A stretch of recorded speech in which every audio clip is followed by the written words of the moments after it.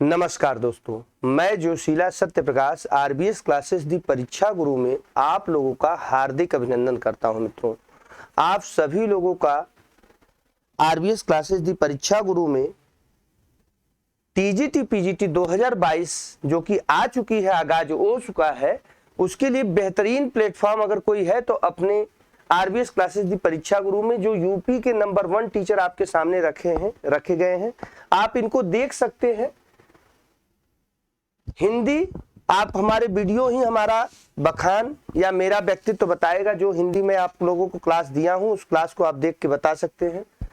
Math Manish sir कह सकते हैं कि इनकी तूती बोलती है जब ये मैथ के सवाल लगाते हैं, तो ये इनके वीडियो ही ये बताएंगे कि ये क्या है। मनीष सर, पंकज सर एकदम लय के साथ, सरस्वती साक्षात विराजमान जैसे उनके जिह्वा पे लय के साथ व्याख्यात्मक इंग्लिश कह सकते हैं, इंग्लिश की जान होती है, व्याकरण और प्रोफिशिएंसी फ्लुएंसी आप अगर देखना है, और साहित्य की एक एक मर्म को बताते हैं प्रवीण सर।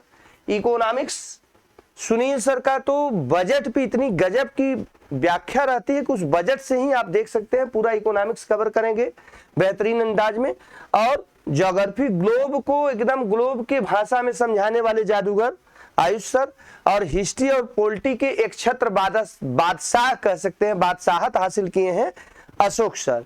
इतने लोग हमारे प्लेटफॉर्म पे अभी चल रहे हैं आरबीएस क्लासेस दी परीक्षा गुरु में, और आप आराम से एक एक वीडियो पे आप एनालिसिस करके, टाइम कम है मित्रों, 100 दिन का टाइम आपके पास है। 100 दिन में आप कोशिश करिए कि अपने को कंसंट्रेट करके परीक्षा कर लीजिए। आयोग परीक्षा 101% कराएगा जिस हिसाब से उसने वैकेंसी निकाली है, जबकि अभी आयोग के सदस्य नहीं है, फिर भी अध्यक्ष ने वैकेंसी निकाल दी। इसका मतलब एग्जाम अक्टूबर तक करा लेगा। तो अपनी प्लानिंग अभी जुड़ जाइए, लेट मत करिए। फीस केवल नाम मात्र रखी गई है 2499, नाम मात्र की फीस है टीजीटी पीजीटी 2022 पे। आपको कुछ नहीं करना है। टीजीटी पीजीटी 2022 एंट्री नंबर 8299003391 पर व्हाट्सएप कर देना है। एंट्री नंबर है 8299003391 पर WhatsApp TGT PGT Hindi, TGT PGT अंग्रेजी जो भी लिखना हो 2022 लिखकर एंट्री नंबर पर व्हाट्सएप करेंगे, हमारी टीम आपसे संपर्क कर लेगी। यहाँ पर इंक्वायरी नंबर दिया गया है, कोई दिक्कत आती है तो वर्किंग टाइम 9:30 बजे से 6 बजे के बीच में 6306967730 पे, या तो फिर 6306919521 पर आप बात कर सकते हैं। ठीक है, तो ये चीजें आप लोग थोड़ा सा इसको देखिए। फीस मैं फिर बोल रहा हूँ केवल नाम मात्र है 2499। आप एनालिसिस करेंगे वीडियो से तो आपको लगेगा कि वास्तव में ये रीजनेबल प्राइस से भी कम प्राइस है। बाकी आप लोग खुद देखेंगे। 10 मई से स्टार्ट हो चुका है, डेमो क्लास लगभग एंडिंग पे है। अब हम लोग ऐप पे भी पढ़ाना शुरू कर दिए हैं, तो आप लोग ऐप पे, अब आप क्लास ऐप पे जाएगी तो ये बीच बीच में एक एक दो क्लास डेमो आपको मिलते रहेंगे। तो आप लोग ज्यादा से ज्यादा लोग क्लास को शेयर करें, सब्सक्राइब कर लें चैनल को, क्लास के वीडियो को देखें, एनालिसिस करें, फिर निर्णय लें। ये नहीं कह रहा हूं कि यहीं लीजिए, आप क्लास के वीडियो को देखकर एनालाइज करें और तब निर्णय लें। आज मित्रों मैं आप लोगों के सामने हिंदी साहित्य के पुरोधा कहे जाने वाले, मानवता के पक्षधर या चिन्मय मानवता के समीक्षक कहे जाने वाले हजारी प्रसाद द्विवेदी के बारे में आज हम लोग परिचर्चा करेंगे। ठीक है, इनके बारे में जो चीजें बड़ी सामान्य से कहा भी जाता है कि चिन्मुखी मानवता का अन्वेषक, इनको जो कहा जाता है मित्रों वो चिन्मुखी मानवता का अन्वेषक हजारी प्रसाद द्विवेदी, चिन्मुखी मानवता का अन्वेषक।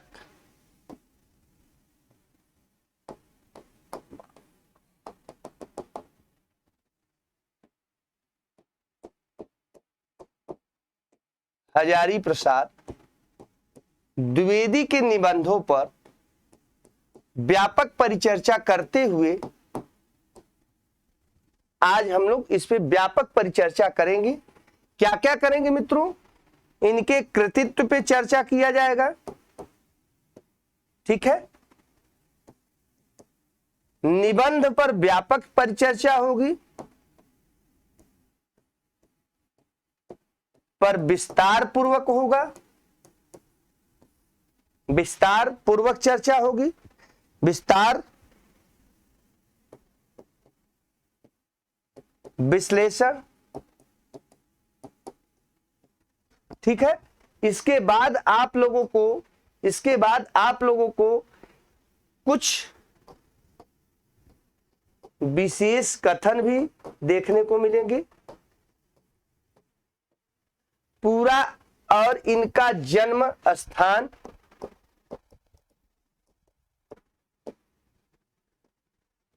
इन सब बारे में परिचर्चा की जाएगी। आज के वीडियो में हजारी प्रसाद द्विवेदी को खास करके हमारा निबंध विस्तार पूर्वक विश्लेषण रहेगा। इनका पार्ट 2 मित्रों, ये पार्ट 1 कह सकते हैं, इसको हम पार्ट 1 या भाग 1 कह सकते हैं। ये भाग 1 की क्लास है। इनकी भाग 2 की क्लास नेक्स्ट क्लास में रहेगी। नेक्स्ट क्लास में इनका भाग 2 हम लोग फिर लेके आएंगे। ये एक क्लास में नहीं समाप्त हो सकते, ठीक है। तो नेक्स्ट क्लास भाग 2 आपको मिलेगा। ये अभी जो आज हम पढ़ा रहे हैं मित्रों, वो भाग 1 पढ़ा रहे हैं हजारी प्रसाद द्विवेदी, जिस पर हमारा पूरा फोकस है निबंध पर विस्तार पूर्वक परिचर्चा और इनके कृतित्व पे थोड़ा सा प्रकाश, जन्म स्थान पे प्रकाश और कुछ विशेष कथन को लेकर आज का पूरा क्लास वीडियो आप लोगों के सामने समक्ष रहेगा मित्रों, ठीक। तो हजारी प्रसाद द्विवेदी, जिनके बारे में कहा जाता है कि ये चिन्मुखी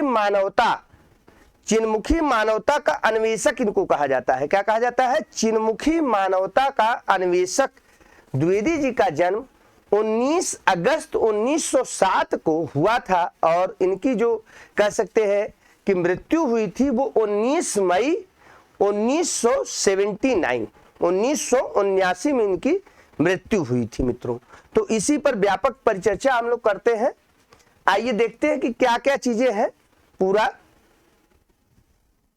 चलिए, हजारी प्रसाद द्विवेदी,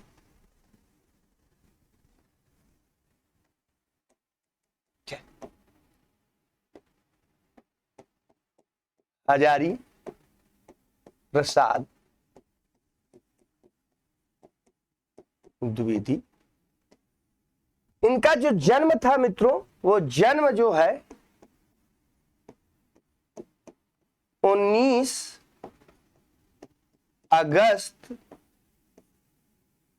1907 ईस्वी से लेकर मृत्यु हुई 19 मई। देखिए इनकी मृत्यु भी कितनी वो हुई है, 19 मई 1979 ईस्वी। ध्यान से देख लीजिएगा, जन्म 1907, मृत्यु 1979। डेट दोनों सेम है, 19 मई 19 अगस्त 19 मई।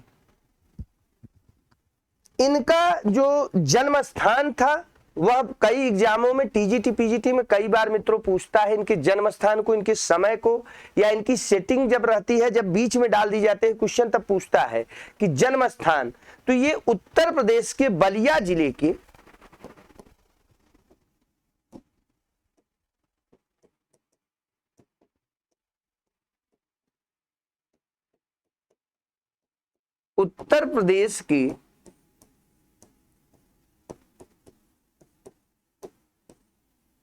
बलिया जिला में, कहां पे ये हुए थे भैया? उत्तर प्रदेश के बलिया जिला है, वहां पर आरत दुबे का गांव। ध्यान समझिए, इनके गांव का नाम अक्सर बहुत तेज पूछता है। इनके गांव का नाम था आरत दुबे का छपरा। क्या नाम था? आरत दुबे का छपरा, उज्जवलिया बलिया। गांव था उज्जवलिया। आरत दुबे का छपरा इनका पूरा कहा जाता था। आरत दुबे का छपरा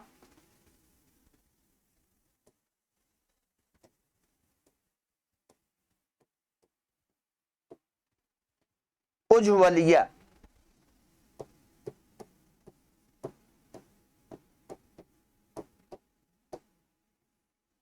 ये गांव था, ध्यान रखिएगा, ये कई बार पूछा गया है। कि इनके गांव का नाम क्या है। तो यह गांव का नाम मित्रों कई बार यह एग्जाम में आ चुका है, आरत दुबे का छपरा उज्ज्वलिया इनके गांव का पूरा ये नाम था। ये तहसील थी, ये गांव था, गांव इनका एक्चुअली देखा जाए तो उज्ज्वलिया था। आरत दुबे का छपरा तहसील था, एक चौहद्दी थी और इनका जो गांव था वो उज्ज्वलिया था मित्रों। इनके पिता बहुत ही सात्विक विचार के ज्योतिष के माने जाने विद्वान थे। अपने एरिया में ज्योतिष विद्या से पूरा परिवार एकदम मुक्त, कह सकते हैं कि छत्रो छाया में लिपटा हुआ था। ठीक है, पिता इनके अनमोल द्विवेदी जी थे और माता जी का जो नाम था मित्रों वो नाम ही इनका था कि ज्योतिषमती। पिताजी इनके नाम क्या था? अनमोल द्विवेदी।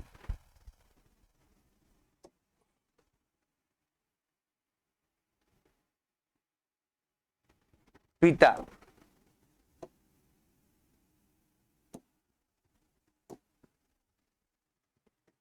माता का नाम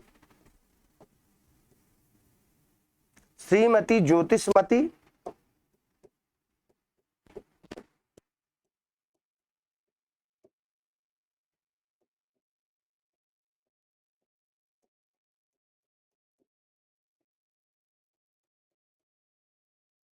श्रीमती ज्योतिषमती था माता का नाम, ध्यान से समझ लीजिए। श्रीमती ज्योतिषमती इनके माता का नाम था और पिता का नाम श्री अनमोल द्विवेदी। पिता श्री अनमोल द्विवेदी। ठीक, पिता का नाम श्री अनमोल द्विवेदी था और माता का नाम श्रीमती ज्योतिषमती था। ध्यान से दीजिए, टीजीटी पीजीटी में आज कहीं से भी किसी टाइप का क्वेश्चन आ सकता है। तो पहला प्रश्न आपका यही से सॉल्व हो गया। यहां से ये पहला प्रश्न जन्म स्थान से टीजीटी पीजीटी में आएगा मित्रों। टीजीटी पीजीटी में यही से प्रश्न आएगा।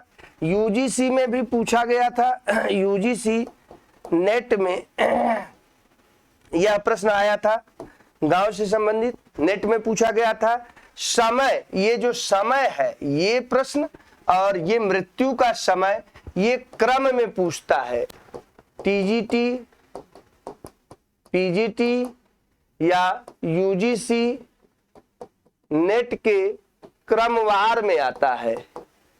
क्रमवार में प्रश्न ये आएगा, ये प्रश्न क्रमवार में पूछेगा कि 1907 से इनका कौन सा क्रम है। कबीर को पहले दिखा देगा, प्रसाद जी को दिखा देगा, हजारी प्रसाद द्विवेदी जी को दिखा देगा, रामचंद्र शुक्ल जी को, कहेगा कि कौन सा आरोही क्रम या अवरोही क्रम। इस पे आरोही क्रम पूछ सकता है इनको लेते हुए या अवरोही क्रम यहाँ से पूछ सकता है। इस टाइप के यहाँ से प्रश्न आते हैं। तो ये पहली स्लाइड पे ही आपको 1 नंबर के प्रश्न आपके यूजीसी और टीजीटी पीजीटी में हंस जाएगी। टीजीटी पीजीटी हायर में जो भी आप हिंदी के एग्जाम देंगे, राजस्थान व्याख्याता राजस्थान की परीक्षा देने जा रहे हैं, हरियाणा की देने जा रहे हैं, हिमाचल प्रदेश देने जा रहे हैं, जहां जाएंगे यहां से एक प्रश्न इस स्लाइड से बन जाता है। अब वो डिपेंड करता है कि आयोग किस मोड से दे। ठीक है, परिवार इनका क्या था? ज्योतिष विद्या के लिए प्रसिद्ध था। पूरा जो इनका परिवार था, ये जो परिवार कह सकते हैं माता पिता दादा, ये ज्योतिषमय परिवार था।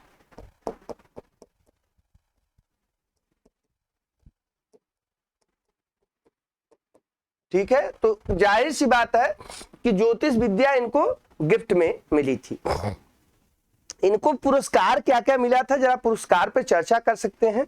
इनको चिन्मुखी मानवता का अन्वेषक कहा जाता है, ध्यान रखिएगा। इनका जो नाम कह सकते हैं जिसके लिए प्रसिद्ध है, वो प्रसिद्धि इनको मिली है चिन्मुखी मानवता के अन्वेषक। यह नाम अक्सर पूछता है, चिन्मुखी मानवता के अन्वेषक। यह इनकी टाइटिल है, ध्यान से देख लीजिएगा। यह इनको उपाधि मिली है चिन्मुखी मानवता के अन्वेषक समीक्षक के रूप में ये प्रसिद्ध हुए हैं। किसके रूप में? चिन्मुखी मानवता के अन्वेषक कहा जाता है इनको? जब भी क्वेश्चन आता है तो यही लाइन दे देगा, पूछेगा कि यह किसके लिए है, तो चिन्मुखी मानवता का अनुमोषक हजारी प्रसाद द्विवेदी के लिए यूज हुआ होता है, क्योंकि मानवतावादी के बहुत बड़े पक्षधर लेखक रहे हैं। ये समाज को मानवता की दृष्टि से देखने का इनका विचार व्यक्तित्व रहा है, इतिहास को। ठीक है, परंपरा और इतिहास द्विवेदी जी की समूचे साहित्य साधना का केंद्र रहा है। परंपरा और इतिहास, यह इनके पूरी साहित्य की जो केंद्र बिंदु है, यही केंद्र बिंदु है। आइए देखते हैं।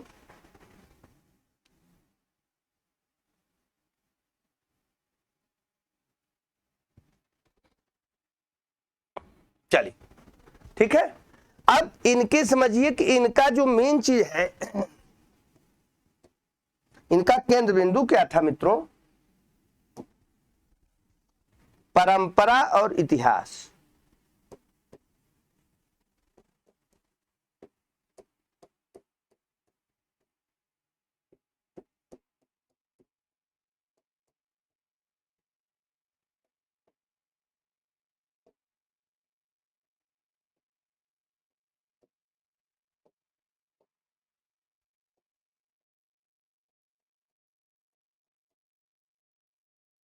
का केंद्र बिंदु था, ध्यान रखिएगा।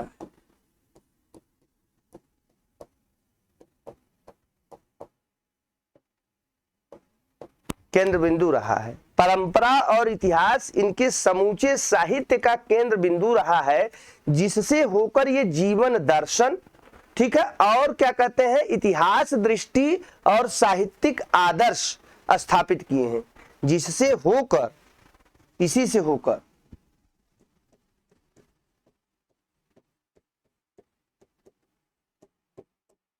जीवन दर्शन, इतिहास आदि की प्रस्तुति के रूप में ये अपने साहित्यिक आदर्श को परखा है। इसी पे ध्यान, केंद्र बिंदु रहा है, जिससे होकर ये जीवन दर्शन और इतिहास में साहित्यिक आदर्श को परखे हैं। क्या किए हैं? ये साहित्यिक आदर्श को परखे हैं।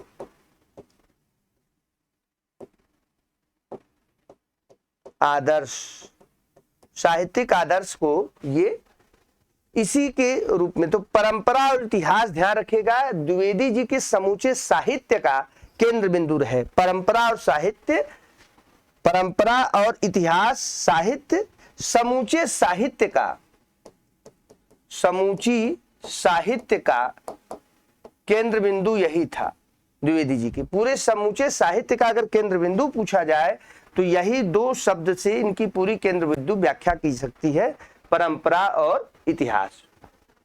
इनको पुरस्कार बहुत मिले हुए हैं, कई जगह इनको पुरस्कार मिला है। पद्म भूषण से ये सम्मानित थे 1949 में, ध्यान से 1957 में पद्म भूषण मिला है और 49 में डीलिट की उपाधि लखनऊ विश्वविद्यालय से प्राप्त किए हैं। तो इनको पुरस्कार पे देख लिया जाए।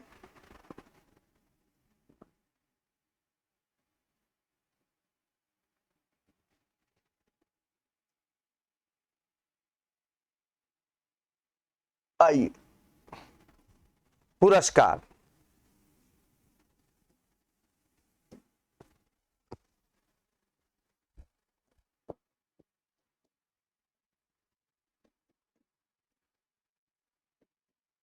पद्म भूषण इनको पुरस्कार मिला हुआ है भारत का। भारतीय सर्वोच्च पुरस्कारों में भारत रत्न, पद्म विभूषण, विभूषण आते हैं। तो ये पद्म विभूषण से सम्मानित थे 1957 में, इनको पद्म भूषण मिला है मित्रों।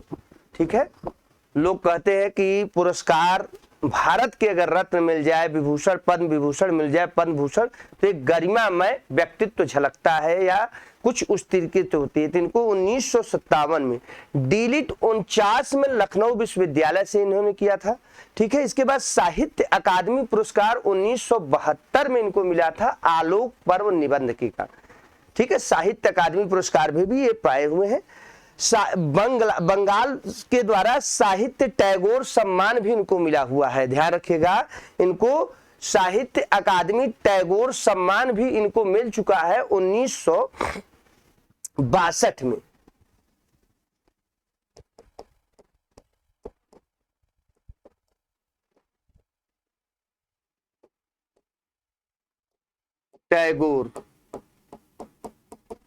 टैगोर सम्मान 1962 में वंग साहित्य के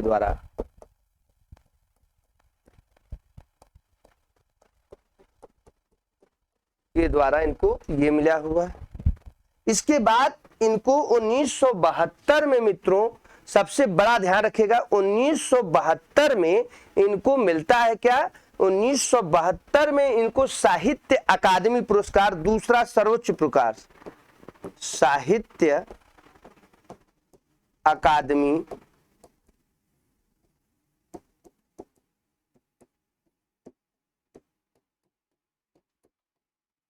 आलोक पर्व, ठीक है, 1973 में इनको मिलता है। जबकि निबंध जो आया था मित्रों वो 72 में आया था।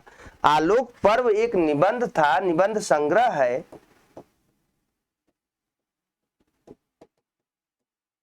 ठीक है, यह 72 में आया था, लेकिन पुरस्कार एक साल बाद 1973 में साहित्य अकादमी पुरस्कार से सम्मानित हुआ था। राजभाषा आयोग 1955 में जो गठित हुआ था उसमें ये सदस्य भी थे, राजभाषा आयोग में ये सदस्य भी थे।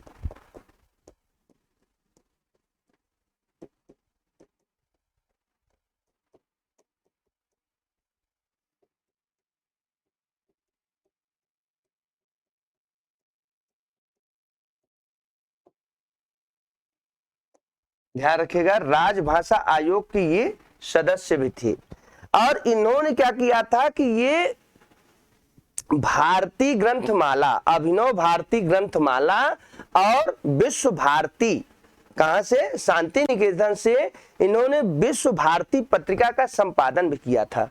2 पत्रिका का इन्होंने संपादन भी किया था, अभिनव भारती ग्रंथावली, अभिनव भारती ग्रंथावली का, और किसका किया था, विश्व भारती पत्रिका का संपादन, विश्व भारती पत्रिका का संपादन और अभिनव भारती ग्रंथमाला का संपादन भी किया था। पत्रिका कौन कौन थी, विश्व भारती पत्रिका,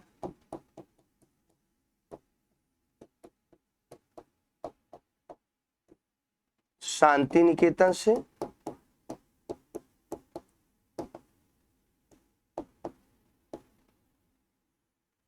शांति निकेतन से विश्व भारती पत्रिका और अभिनव भारती ग्रंथावली, इन 2 पत्रिकाओं का इन्होंने संपादन भी किया था। अभिनव भारती ग्रंथावली,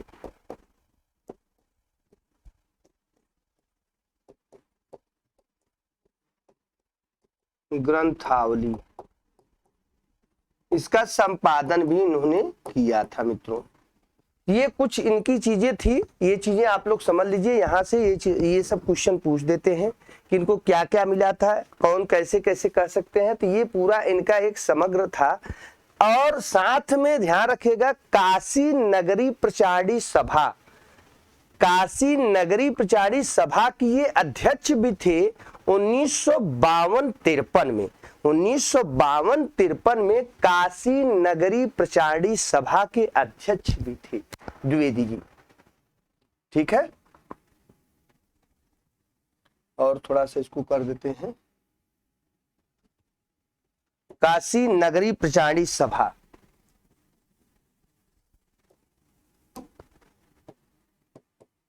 काशी नगरी प्रचारणी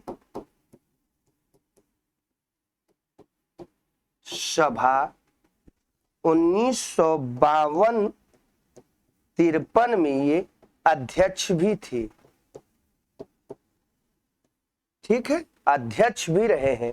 कर्मभूमि जन्मभूमि बलिया, लेकिन इनकी कर्मभूमि कहाँ थी मित्रों, तो कर्मभूमि इनकी जो थी, कर्मभूमि वो थी बनारस, कर्म भूमि कहाँ थी भैया? तो कर्म भूमि इनकी जो थी वो बनारस थी।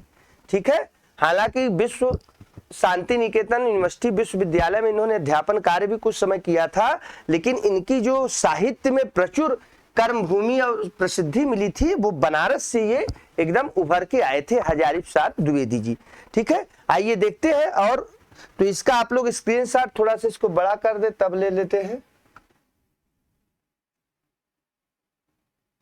अब दिख रहा होगा, ठीक है, इसमें कुछ चीजें छप गई हैं तो इतने का ले लीजिए, बाकी इस पे हम नेक्स्ट पेज पे दिखा रहे हैं।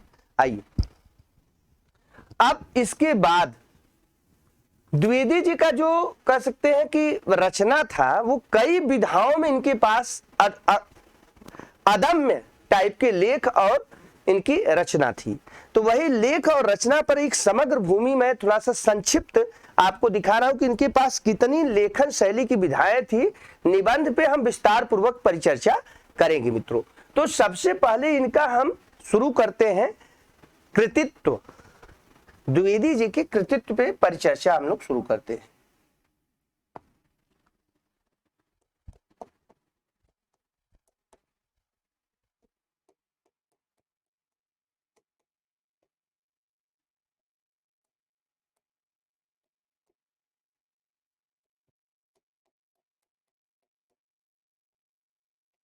कृतित्व पे कौन से कृतित्व को, ये जो इनके प्रमुख थे। पहले इनके हम लोग परिचर्चा कर लेते हैं मित्रों निबंध पे, फिर इसके बाद आलोचना और अनुसंधान ग्रंथ पे, फिर इसके बाद हम लोग इनकी उपन्यास पे भी देख लेंगे। कुछ पहले चीजें जो आपके टीजीटी पीजीटी में परीक्षा उपयोगी है, तो एक एक को हम लोग निकाल के पहले ले रहे हैं, फिर इस पे विस्तार पूर्वक हम बताएंगे कि किसमें क्या क्या निबंध है। तो सबसे पहले निबंध संग्रह पर देख लेते हैं।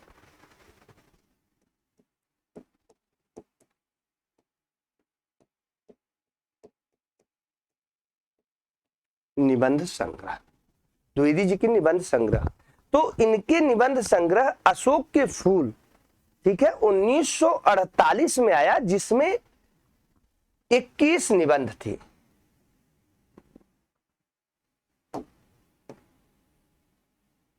अशोक के फूल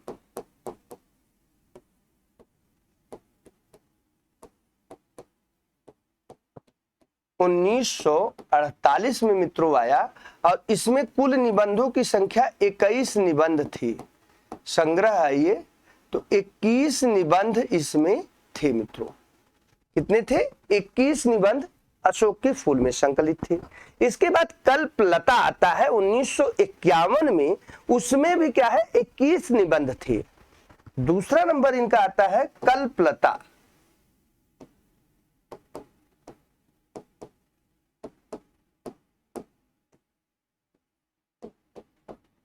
उन्नीस सौ 1951 में यह भी आता है और इसमें भी निबंध थे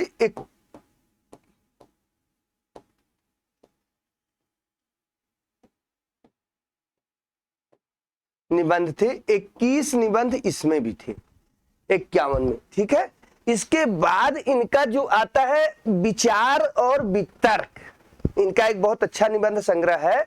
विचार और वितर्क 1957 में आता है और इसमें क्या है कि 28 निबंध थे। विचार और वितर्क, विचार और वितर्क, विचार और वितर्क, वितर्क 1957 में आता है और इसमें टोटल मित्रों कितने निबंध थे? ये इनकी संख्या थी निबंधों की 28। कितने निबंध थे? 28 निबंध इसमें। ये सारे के सारे निबंध संग्रह हैं, इनके भी बहुत फेमस निबंध संग्रह। फिर विचार प्रवाह आता है, विचार प्रवाह 59 में आता है, 21 निबंध फिर उसमें आते हैं। ठीक है, विचार प्रवाह।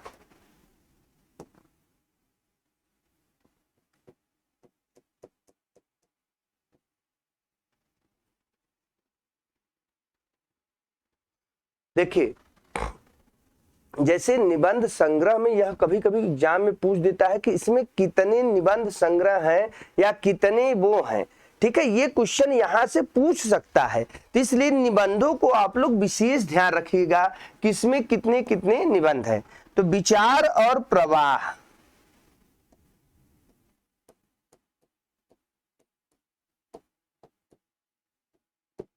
विचार और प्रवाह कब आता है? यह आता है 1959 में। 59 में, और इसमें कितने निबंध होते हैं? 21 निबंध इसमें भी हैं। ठीक है, कितने निबंध है भैया? इसमें भी 21 निबंध है। फिर कूटज आता है 1964 में, जिसमें 18 निबंध होते हैं। किसमें निबंध होते हैं? कूटज में 16 होते हैं। सॉरी, कितना होते हैं? हाँ, 16। कूटज में 16 होते हैं और साहित्य और सहचर में 12 निबंध होते हैं। साहित्य सहचर में कितने होते हैं? 12 निबंध होते हैं। तो अगला इनका है कूटज। कूटज से इनको बड़ी प्रसिद्धि मिली थी।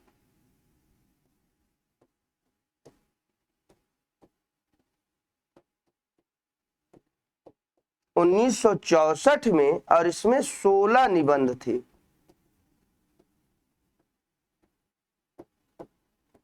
निबंधों की संख्या कितनी थी भैया?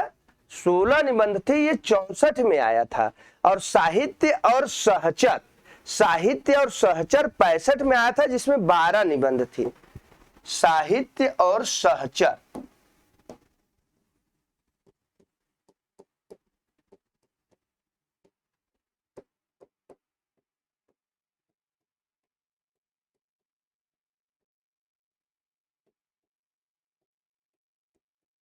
उन्नीस 1965 में 12 निबंध थे। निबंधों की संख्या इसमें कितनी थी? 12 निबंध थे। और अंतिम में आता है आलोक पर्व, जिसपे इनको पुरस्कार मिलता है। आलोक पर्व 1972 में आता है मित्रों। और इसमें कितने निबंध होते हैं? इसमें 12 निबंध होते हैं। कितने निबंध होते हैं? 12 निबंध होते हैं। तो इस फिगर से एक क्वेश्चन आपसे पूछ सकता है कि कौन कितने होते हैं। तो यहां देखिए, इसमें 12 है, इसमें 16 है। यहां समझिए, 21 निबंध, 21 निबंध, फिर 28, 21, 16, 12, 14, 16, 12, 14 निबंध। 41, 41, 12, 16, 21, 28 और 21। अब यहां से क्वेश्चन पूछ सकता है कि द्विवेदी जी के किस निबंध संग्रह में सर्वाधिक निबंध था? किस निबंध संग्रह में सर्वाधिक निबंध था? ये क्वेश्चन यहां से पूछ सकता है। तो सर्वाधिक निबंध इनका किसमें था? विचार और वितर्क में। ये टीजीटी पीजीटी के क्वेश्चन में बन सकता है। यहां से प्रश्न बन सकता है कि सर्वाधिक निबंध किसमें था मित्रों?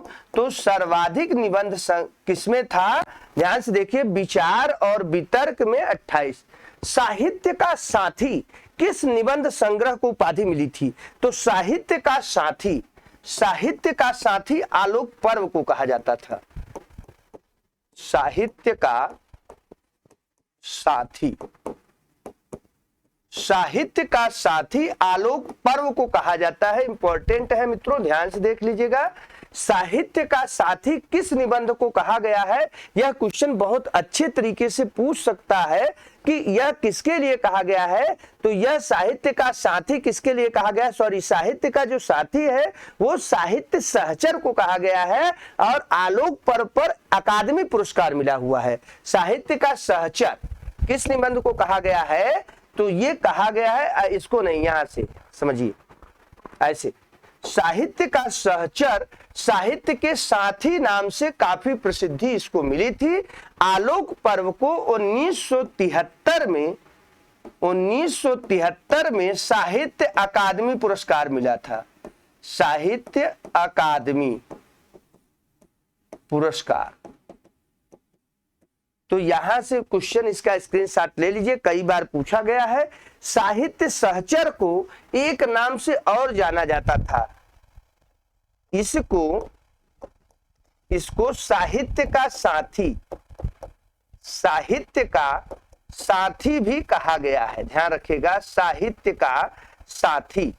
अब यहां से क्वेश्चन पूछ देगा कि किस निबंध को साहित्य का साथी कहा गया है, तो साहित्य सहचर जो उनका था, साहित्य सहचर और नहीं, साहित्य सहचर जो निबंध था उसको क्या कहा गया था, साहित्य का साथी। यह क्वेश्चन बहुत इंपॉर्टेंट है, इस फिगर का आप लोग स्क्रीनशॉट ले लिए, यहां से क्वेश्चन आएगा तो ध्यान से देख लीजिए मित्रों।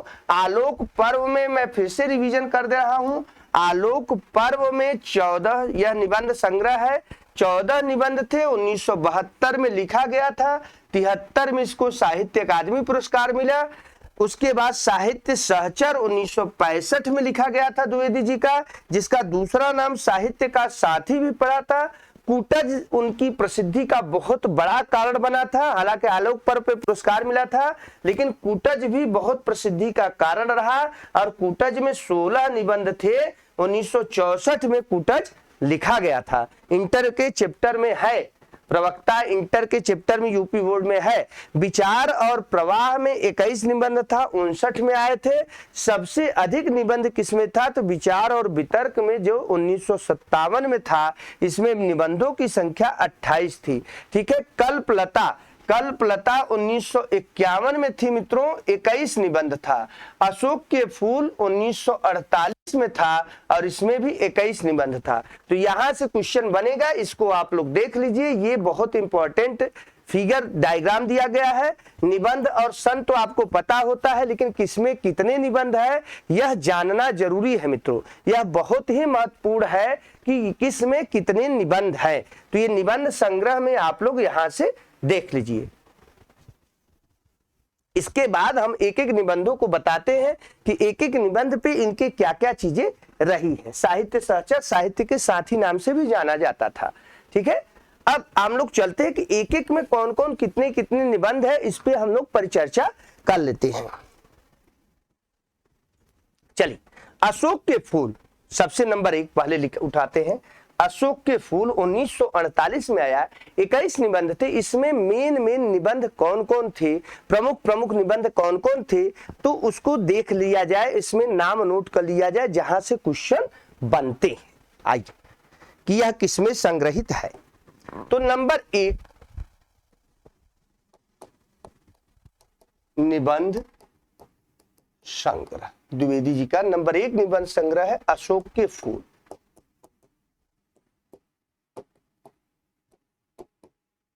उन्नीस 1948 में था और टोटल निबंध कितने थे, 21 निबंध थे। और इसके प्रमुख निबंध कौन कौन है, तो देखते हैं प्रमुख निबंध, इसकी हम लोग परिचर्चा कर लेते हैं।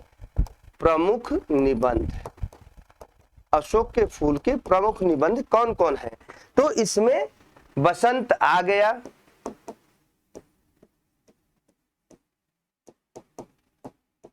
घर छोड़ने की माया,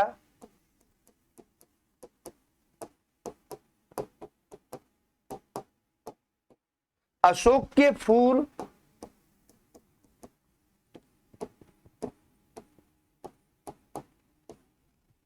शिरीष के फूल,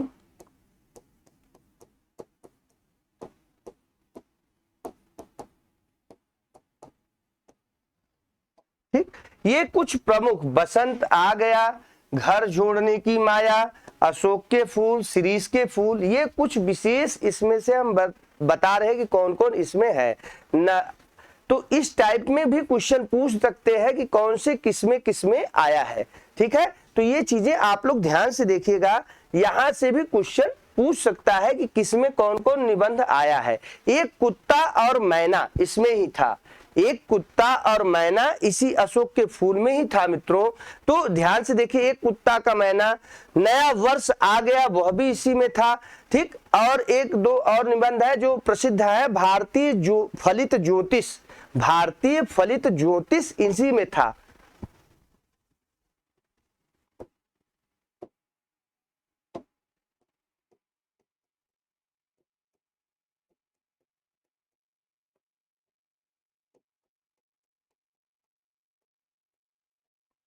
नया वर्ष आ गया,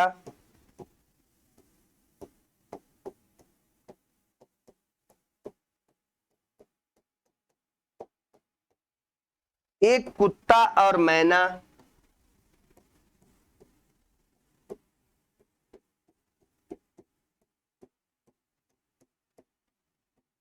ये इनके निबंध हैं, ध्यान दीजिएगा। ये किसमें संकलित है? तो ये संकलित है अशोक के फूल में, जिसमें 21 निबंध थे, लेकिन कुछ प्रमुख निबंधों को हम बता दे रहे हैं जहां से क्वेश्चन पूछ सकता है कि ये किस किस में है। तो ये क्वेश्चन यहां से आ सकता है, आप लोगों को यह ध्यान रखिएगा, यहां से क्वेश्चन पूछ सकता है कि ये किस में है। ठीक है, अशोक के फूल, बसंत आ गया, भारतीय संस्कृति की देन, नया वर्ष आ गया। ठीक, उसके बाद एक कुत्ता और मैना, घर जोड़ने की माया, साहित्यकार का दायित्व, रविंद्रनाथ के राष्ट्रीय गान।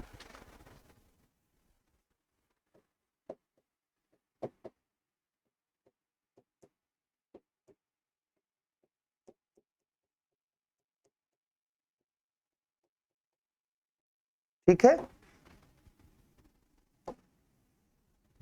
इस टाइप की यहाँ पे साहित्यकार का दर्द, इस टाइप में निबंधों के संकलित इसमें थे और जहां से ये चीजें आ गए हैं।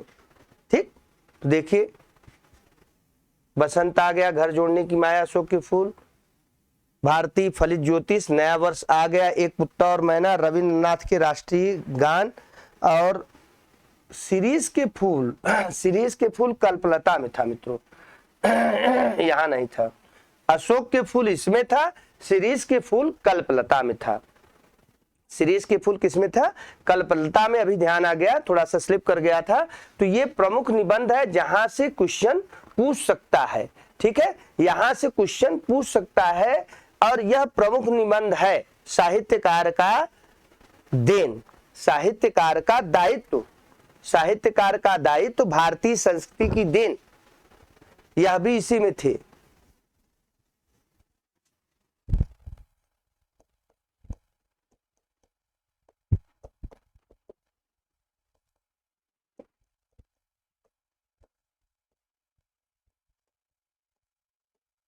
साहित्यकार का दायित्व,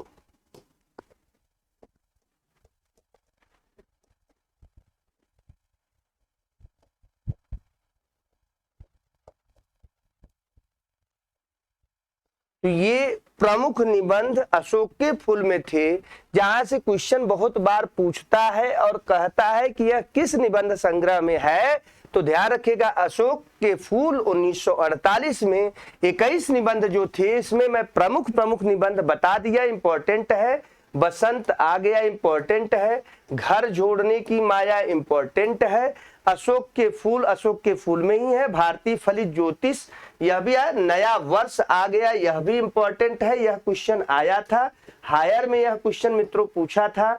ठीक है, और टीजीटी पीजीटी में यह क्वेश्चन आया था, घर जोड़ने की माया, यह टीजीटी पीजीटी में क्वेश्चन आ चुका है, घर जोड़ने की माया। एक कुत्ता और एक मैना टीजीटी का प्रश्न है, यह टीजीटी में आ चुका है। एक कुत्ता और मैना, यह आ चुका है। रविंद्रनाथ के राष्ट्रीय गान और भारतीय संस्कृति की देन और साहित्यकार का दायित्व, ये कुछ प्रमुख निबंध थे अशोक के फूल में, जो 1948 में था, निबंध संग्रह था। ये द्विवेदी जी के कुछ प्रमुख निबंध थे जहां से क्वेश्चन बन सकता है।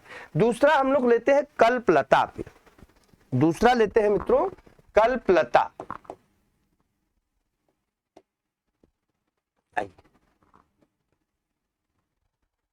दूसरा लेते हैं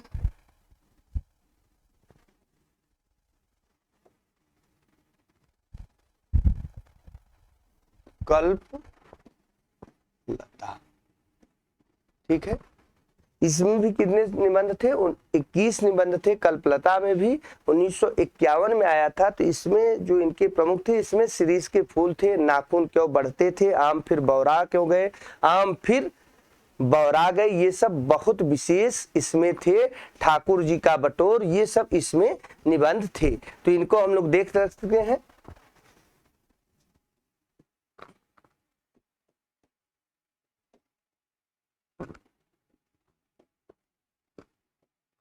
उन्नीस 51 21 निबंध थे इसमें, और इसकी प्रमुख हम लोग देख लेते हैं कौन कौन इसमें विशेष थे।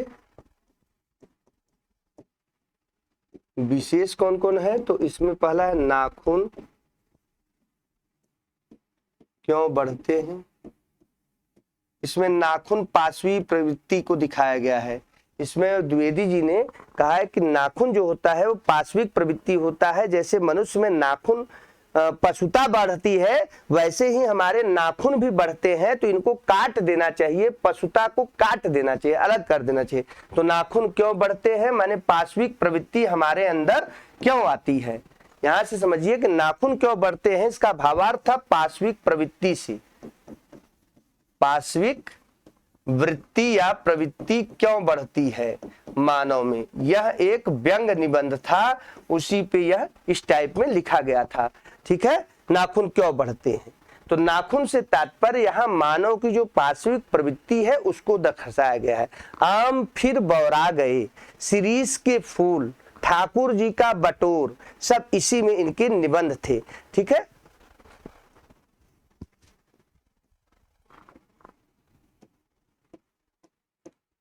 आम फिर बौरा गए,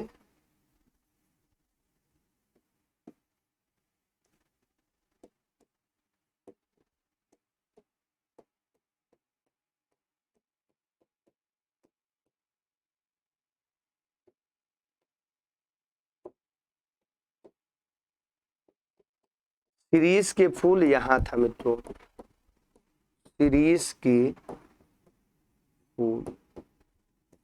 ठीक, ये कुछ विशेष कल्पलता में थे जो यहाँ पर आई हुई है। ठीक है,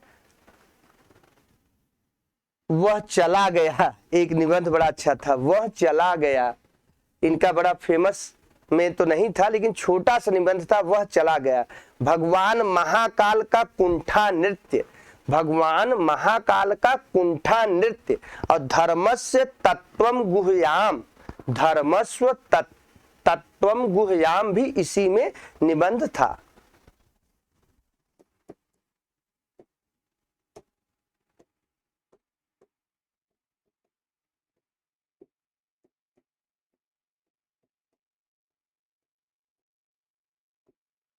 धर्मस्य तत्व गुह्याम, ब्राह्मण का विस्तार, माने इस टाइप के निबंधों के इसमें थे। ठाकुर का बटोर, तो ये निबंधों का एक था। भगवान महाकाल का कुंठा नृत्य, ये सब इसी में थे।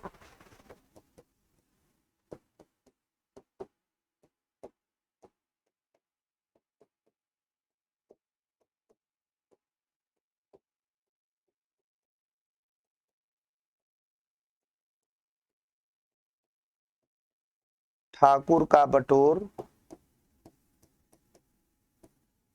ठीक, तो इस टाइप के इसमें निबंध मेन रूप से थे। ठाकुर जी के, ठाकुर जी का बटोर, यह क्वेश्चन था, ठाकुर जी का बटोर, ब्राह्मण का विस्तार, ये सब इसमें थे। ठाकुर जी का बटोर, ठाकुर जी का बटोर, यहाँ जी रहेगा।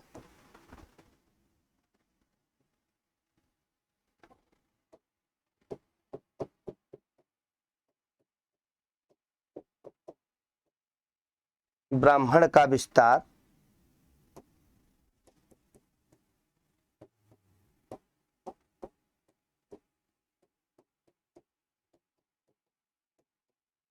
विस्तार, ये कुछ प्रमुख निबंध इसमें थे। जहां से क्वेश्चन पूछेगा कि इसमें कौन कौन निबंध है, तो ध्यान रखिएगा इसमें सबसे मेन है नाखून क्यों बढ़ते हैं, आम फिर पौरा गए, शिरीष के फूल, ठीक है, धर्मस्य, धर्मस्य गुहिताम, ठाकुर जी का बटोर, भगवान महाकाल का कुंठा नृत्य, ब्राह्मण का विस्तार, कुछ महत्वपूर्ण इसमें थे जो यहाँ पर निबंध संकलित थे। यहाँ से आता है।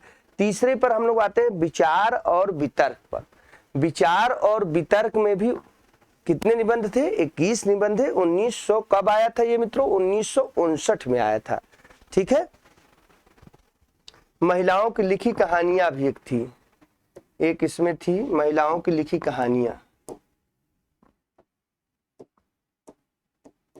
यह भी इसी में था कि लिखी कहानियां।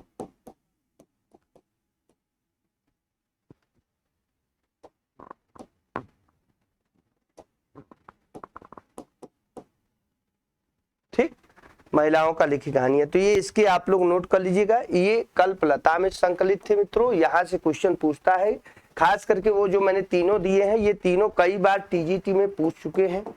टीजीटी, पीजीटी, हायर में कई बार ये प्रश्न यहाँ से, यूजीसी में भी यह प्रश्न पूछा जा चुका है। नाखून क्यों बढ़ते हैं आम फिर, और नाखून माने पार्श्विक प्रवृत्ति, ध्यान रखिएगा। जैसे मनुष्य की पार्श्विक प्रवृत्ति बढ़ती है वैसे ही इसके लिए बोला गया था। इसके बाद विचार और वितर्क इनका जो था वो 1900, ध्यान रखिए, इसके बाद विचार और वितर्क 1957 में था, और उसमें सबसे अधिक निबंध विचार और वितर्क में थे। तो वही हम लोग देखेंगे कि उसमें कौन कौन उसमें थे। तो विचार और वितर्क देखते हैं जिसमें सबसे अधिक निबंध थे।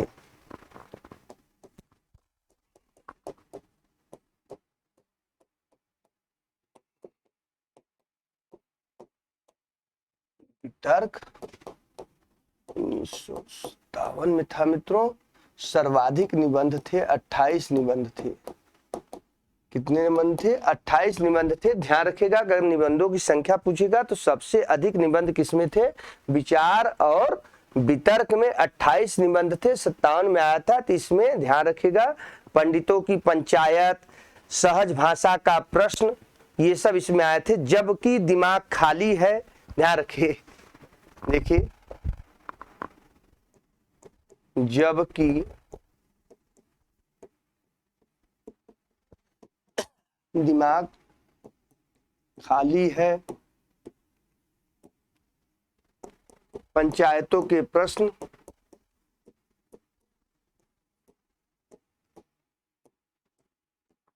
सब साधना,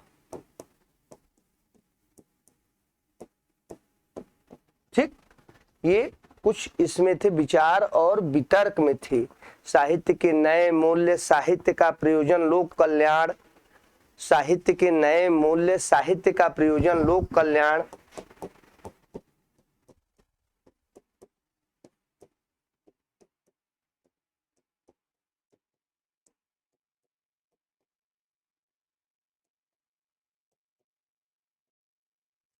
साहित्य के नए मूल्य,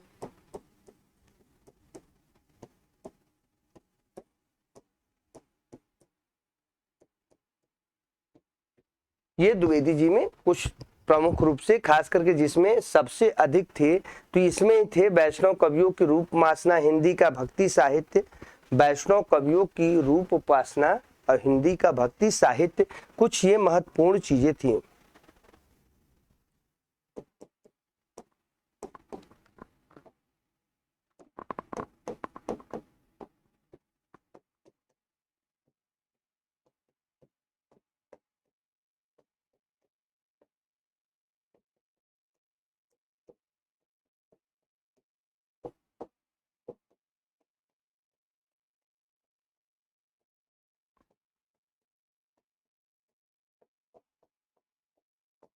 ठीक, इसमें मुख्य रूप से ध्यान रखिएगा, सब साधना इंपॉर्टेंट है, यह पूछा गया है। साहित्य का प्रयोजन पूछा गया है, साहित्य के नए मेल पूछे गए हैं, ठीक है। और जबकि दिमाग खाली रहता है, यह यूजीसी में आया था। यह कहा आया था? यूजीसी में आया था। टीजीटी में एक बार क्वेश्चन पूछा था, जबकि दिमाग खाली है किसका निबंध है। तो यहाँ से प्रश्न इसमें से पूछे गए थे, ठीक है। विचार और वितर्क में, विचार और प्रवाह 1961 में। अच्छा, सबसे अधिक निबंध इसी में था, ध्यान रखिएगा, सर्वाधिक।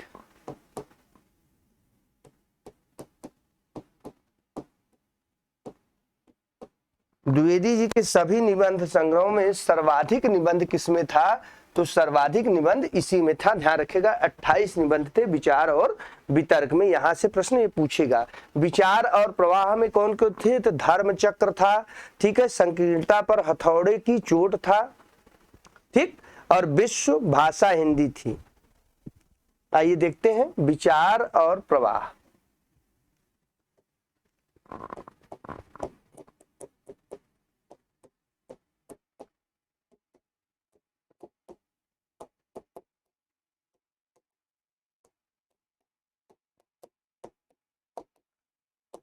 21 निबंध थे। कितने निबंध थे मित्रों? 21 नंबर निबंध थे। 59 में आई थी। तो इसमें कौन कौन प्रमुख रूप से निबंध थे? इनके प्रमुख निबंधों को देख लेते हैं।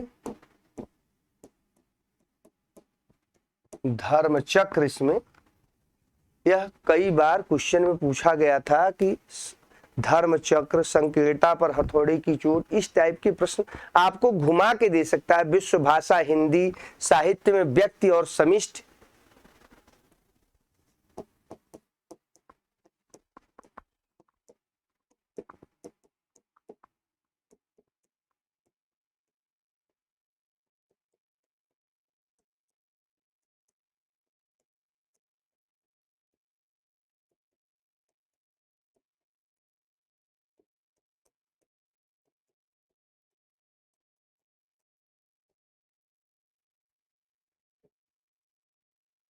तो यहाँ से कुछ प्रमुख निबंध इस पे थे जहां हमने आप लोगों को ये विचार और प्रवाह में बताया। कुछ कूटज में भी हम लोग देख लेंगे कि कूटज में कौन कौन थे।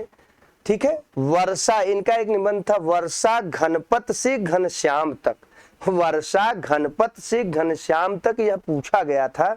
और एक था संकीर्णता पर हथौड़े की चोट। वर्षा घनपत से घनश्याम तक, ठीक है। साहित्य पर क्या था, इस टाइप के कि साहित्य पर हथौड़े, संकीर्णता पर हथौड़े की चोट, संकीर्णता पर हथौड़े की चोट, क्योंकि ये प्रायः जो रखे हुए थे वो कुछ इसी टाइप के थे। इनके जितने भी थे कुछ इसी टाइप के थे कि संकीर्णता पर हथौड़े की चोट। तो आप लोग समझिए कि ये महत्वपूर्ण क्वेश्चन या निबंध कैसे बनते हैं, तो इसी टाइप के बनते हैं। संकीर्णता पर हथौड़े की चोट, संकीर्णता पर हथौड़े की चोट,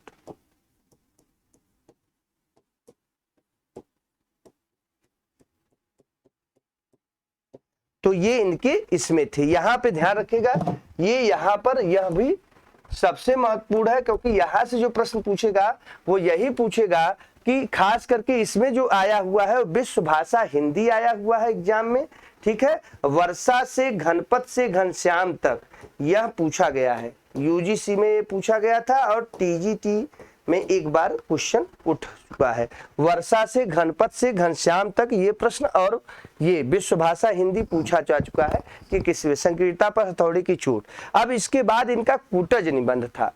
कूटज में चूंकि कूटज एक ऐसा पौधा है जैसे कहे नहीं जाता जो जीविका को करते हुए उगा हुआ, पत्थर पर उगता है, पत्थर को फाड़ के, पत्थर के बीचों में जहां मिट्टी होती है वहीं जन्मता है और बड़े बड़े पत्थरों को फाड़ देता है। जैसे मानव के दबले हुए व्यक्तित्व को, जो दबा हुआ है, उसको भी बोलते हैं कि अगर उसको भी स्थान मिलेगा तो वह भी एक बहुत बड़ा कह सकते हैं गंदगी को साफ कर सकता है। तो कूटज इनका अगला निबंध है मित्रों। कूटज पे देख लेते हैं।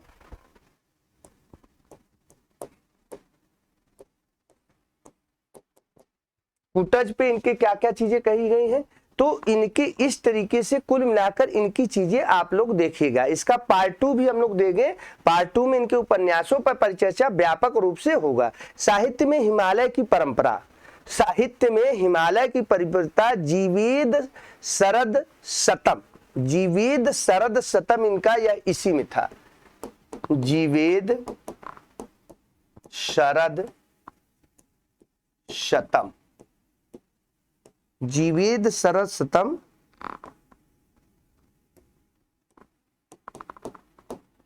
साहित्य में हिमालय की परंपरा,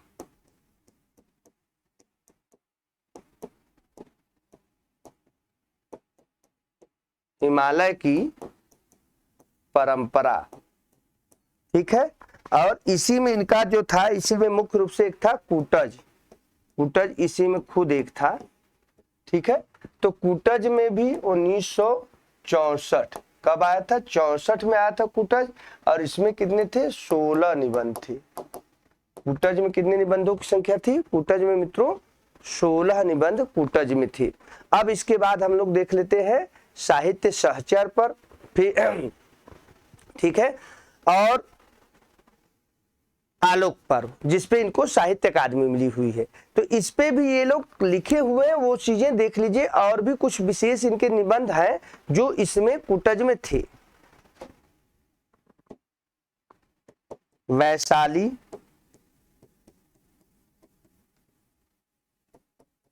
देवदारू,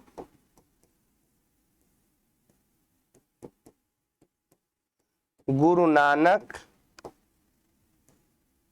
ये भी कुछ कुटज में इनके महत्वपूर्ण में थे।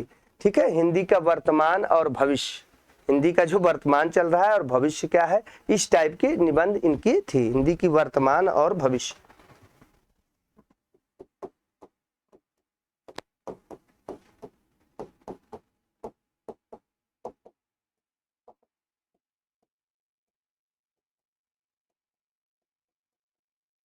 भविष्य, तो ये इनके कुछ कुटज के निबंध थे जो कुटज में थे। खास करके इसमें जीवेद सरल शतम कई बार आ चुका है, इंपॉर्टेंट है।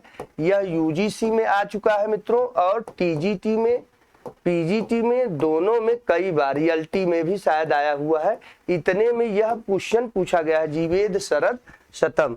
साहित्य में हिमालय की परंपरा, कुटज, वैशाली, देवदारू भी पूछा गया है। ध्यान देखिए, देवदारू, कई ये पेड़ों को देवदारू का गुरु नानक पे लिखे हैं। और साहित्य हिंदी का वर्तमान और भविष्य क्या था, ये किसमें थे, ये कुटज में थे। किसमें थे, कुटज में थे इनके, कि ये इतने निबंध थे। साहित्य सहचर में कुछ देख लेते हैं जो 65 में है, जिसमें एक कितने निबंध है, 12 निबंध है। और फिर उसके बाद आलोक पर्व में 14 निबंध। तो 65 वाले में देखते हैं कि साहित्य का व्याकरण, कविता, उपन्यास और कहानी, नाटक, रस क्या है, ये सब इसी में लिखे हुए। ठीक है, किसमें, साहित्य सहचर में। और आपको हम बताए थे कि साहित्य सहचर का दूसरा नाम था साहित्य का साथी। आइए,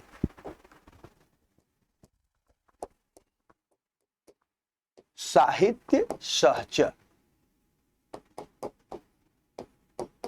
1965 में 12 निबंध थे। कितने निबंध थे इसमें, साहित्य सहचर में कितने निबंधों की संख्या थी, साहित्य सहचर में मित्रों 12 निबंध थे। इसमें कौन कौन निबंध थे वही देख लेते हैं। साहित्य, इसमें साहित्य का नया रास्ता, साहित्य, साहित्यकार, जातीय साहित्य। देखिए, इसमें साहित्य भी था। इसमें जो निबंधों की थी वो निबंधों की कई प्रकार मैंने इस तरीके से थे कि आप इसको देखते हैं। साहित्य का नया रास्ता, ठीक है, कविता, उपन्यास और कहानी, नाटक सब इसी में थे। कविता, उपन्यास और नाटक। रस क्या है, कविता क्या है वो लिखे थे ना शुक्ल जी, तो लिखे रस क्या है। ये कुछ इसमें थे, नाटक, कहानी, उपन्यास, इस टाइप के कुछ जो निबंध थे वो साहित्य सहचर में थे। साहित्य का नया रास्ता, साहित्यकार जातीय, राष्ट्रीय, साहित्यकार जातीय भी हो और राष्ट्रीय भी हो।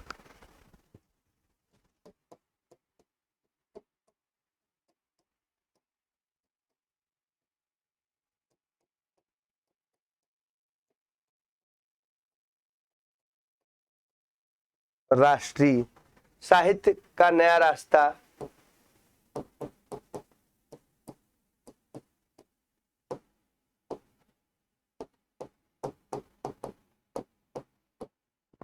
तो इस टाइप के इसमें निबंध थे। ठीक है, कविता, मैंने साहित्य का व्याकरण, साहित्य का नया रास्ता, इस टाइप के जो उपन्यास थे, ठीक, वो इसी में थे। इवन की साहित्य का व्याकरण एक निबंध इन्होंने लिखा था, बहुत अच्छा निबंध था, वह भी इसी में साहित्य था, साहित्य का व्याकरण।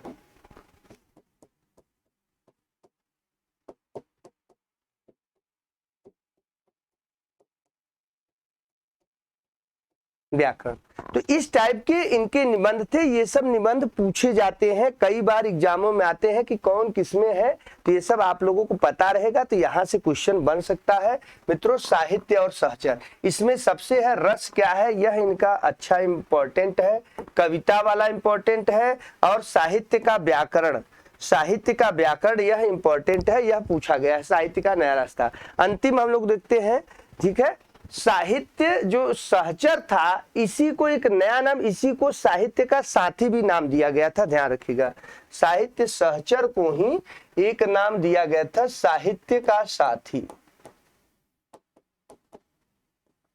साहित्य का साथी नाम से ये और जाना जाता था, यही निबंध संग्रह। ये क्वेश्चन पूछ सकता है कि साहित्य सहचर या कौन सा निबंध संग्रह है जिसका साहित्य का साथी नाम से जाना जाता है, तो साहित्य के साथी नाम साहित्य सहचर निबंध संग्रह द्विवेदी जी के जाने जाते हैं। अंतिम आलोक पर्व है। आलोक पर्व में इन्होंने व्योमकेश उर्फ हजारीप्रसाद द्विवेदी एक निबंध लिखा है, ठीक है, खुद हिमालय लिखा है। इसी में इन्होंने कौन सी चीजें लिखी है, माध्यम मार्ग लिखा है, स्वागत लिखा है, तिलक का गीता दर्शन लिखा है। इसी में इन्होंने चीजें, व्योमकेश उर्फ हजारीप्रसाद द्विवेदी।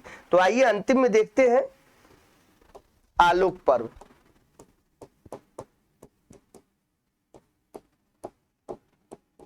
उन्नीस 72 है। इसमें कितने निबंध थे? 16 निबंध थे। कितने? 14, 12, 16, 14। इसमें कितने थे? 14 निबंध थे। तो आलोक पर्व में क्या क्या था भैया? आलोक पर्व में भी इसी टाइप के थे निबंध जैसे आप अन्य में देखते हैं, लेकिन थोड़े से इसमें कुछ अलग थे। इसमें इन्होंने एक नया नाम इनको मिला, व्योमकेश उर्फ हजारीप्रसाद द्विवेदी, ठीक है। तिलक का गीता दर्शन, आलोक पर्व, ये अपभ्रंश का रसात्मक साहित्य, सब इसी में लिखे थे इन्होंने।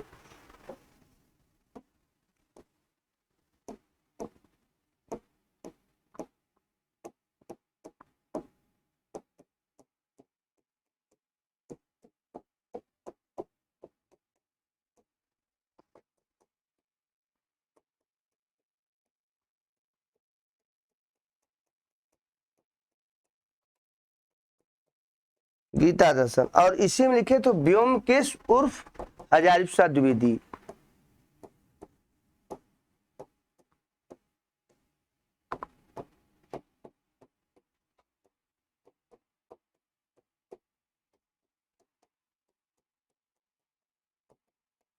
द्विवेदी।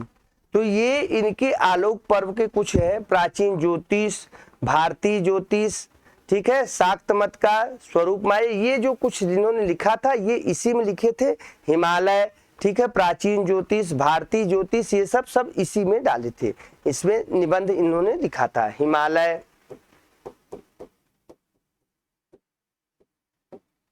भारतीय ज्योतिष,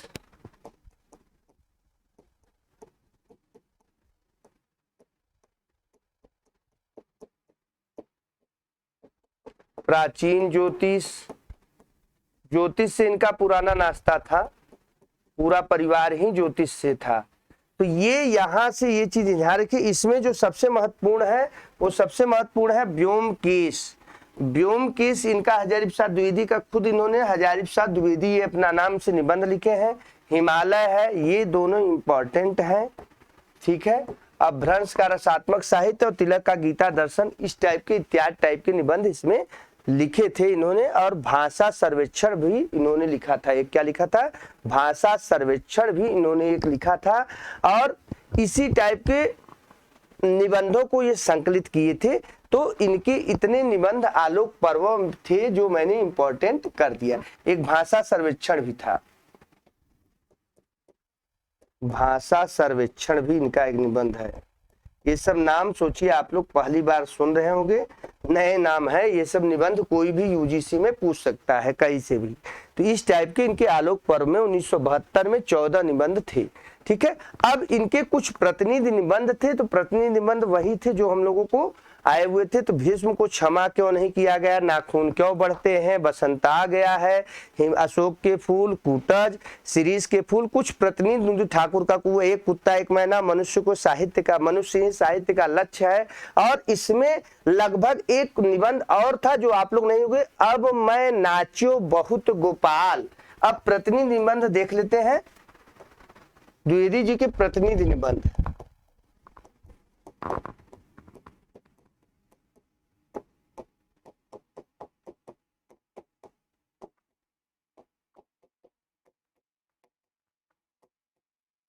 ठीक,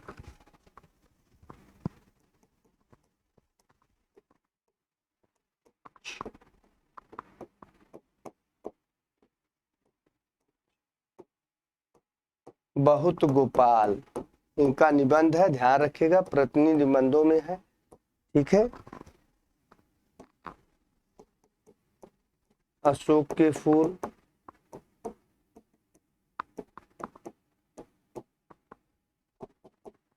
शिरीष के फूल,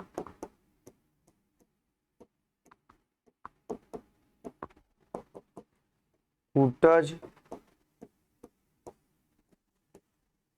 आम फिर बौरा गए,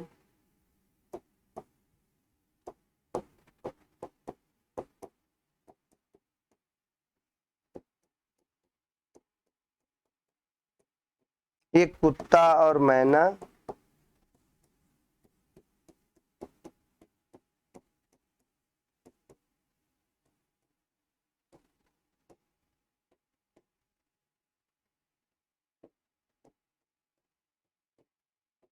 नाखून क्यों बढ़ते हैं,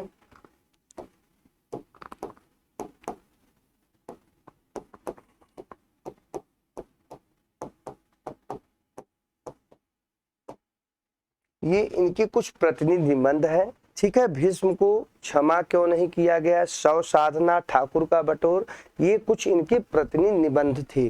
ठीक है। नाखून क्यों नहीं बढ़ते, भीष्म को क्यों नहीं क्षमा किया गया,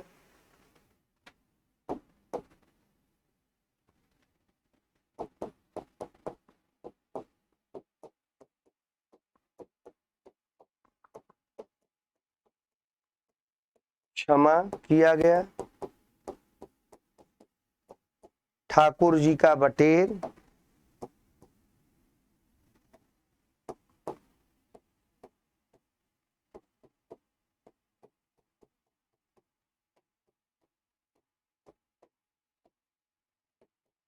ठीक, इस टाइप के इनके निबंध थे जो कह सकते हैं प्रतिनिधि निबंधों में थे। सौ साधना भी थी इनकी।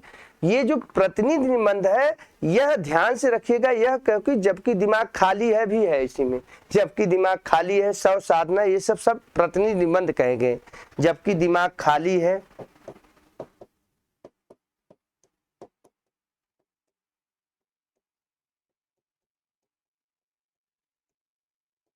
सौ साधना,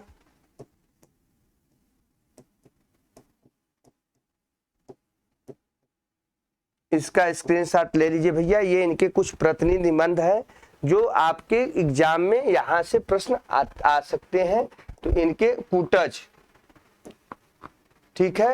अब नाचो बहुत गोपाल, ध्यान रखिएगा, अब नाचो बहुत गोपाल, ये कई टाइप के प्रश्न है जहां से प्रश्न आपके पूछे जा सकते हैं। तो इस तरीके से आप लोग ध्यान से रखिएगा। इनके प्रतिनिधि निबंध थे, इनके लगभग 200 निबंध थे। हजारी प्रसाद द्विवेदी ग्रंथावली जो मुकुंद द्विवेदी ने 1900 क्या कह सकते हैं इनके मरने के बाद, ठीक है, यह हजारी प्रसाद द्विवेदी ग्रंथावली जो थी वो इनके मरने के बाद प्रकाशित हुई थी। मुकुंद द्विवेदी जी ने लिखा था, उसी में ये सारे संकलन 2 खंडों में लिखा था।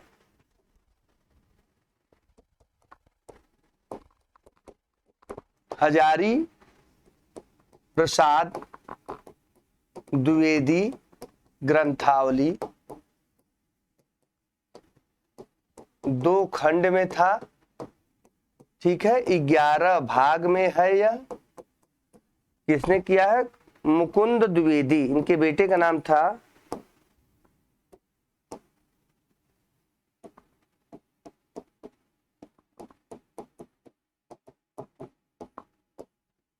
मुकुंद द्विवेदी ने इसको प्रकाशित किया था मरणोपरांत।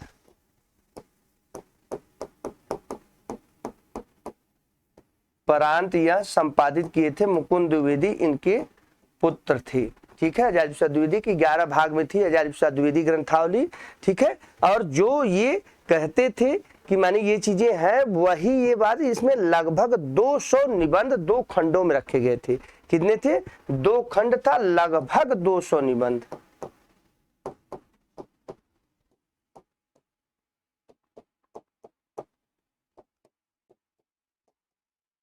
निबंध संकलित ये इनके थे। तो इस प्रकार मित्रों हजारी प्रसाद द्विवेदी के जो निबंध थे वो मैंने आज इस पे विशेष परिचर्चा किया है। इसका पार्ट 2 और लेके आएंगे। इस पे इनको ध्यान रखिएगा, इनको कुछ लोग क्या क्या विशेष में कथन कहे थे, कौन कौन इनकी क्या क्या और चीजें थी, तो उस पे हम लोग एक परिचर्चा कर सकते हैं। रामानंद को इन्होंने आकाश धर्मा कहा था और बच्चन जी इनको जानते हैं, इनको कहते थे आइडियाज का समीक्षक, विचारों का समीक्षक कहा है। आचार्य द्विवेदी जी को आचार्य द्विवेदी जी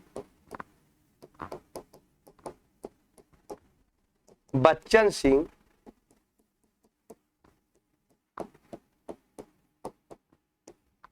विचारों का समीक्षक कहा।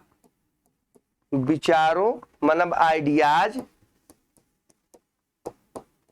क्योंकि बच्चन की खासियत है कि वो अंग्रेजी मिश्रित लिखते हैं अक्सर, तो विचारों का मतलब आइडियाज का समीक्षक।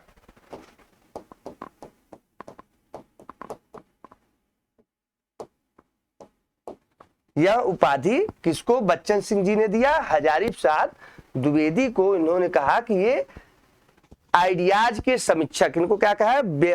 इनके विचारों का समीक्षक इनको कहे कि हजारी प्रसाद द्विवेदी का विचारों का समीक्षक इन्होंने कहा। गणपत चंद्र गुप्त ने एक बहुत बड़ी बात कही कि इन्होंने कहा कि रामचंद्र शुक्ल के विचारों का यदि कोई खंडन, पुरजोर खंडन किया है, तो रामचंद्र शुक्ल के विचारों का पुरजोर खंडन अगर कोई किया है तो हजारी प्रसाद द्विवेदी पहले व्यक्ति थे जिन्होंने शुक्ल जी के धारणाओं और स्थापनाओं को चुनौती देते हुए उन्हें सबल प्रमाणों के आधार पर खंडन किया है। ये गणपत चंद्र गुप्त ने कहा है कि हजारी प्रसाद द्विवेदी पहले व्यक्ति है जिन्होंने शुक्ल जी के धारणाओं और स्थापनाओं को क्या किया है?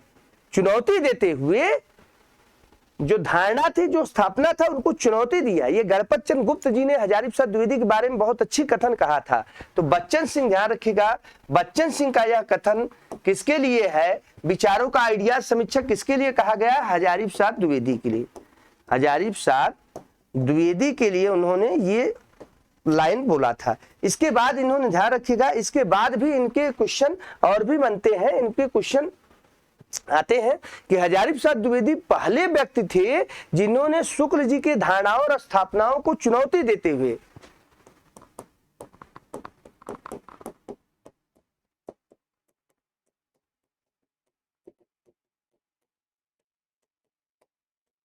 हजारी प्रसाद द्विवेदी पहले व्यक्ति थे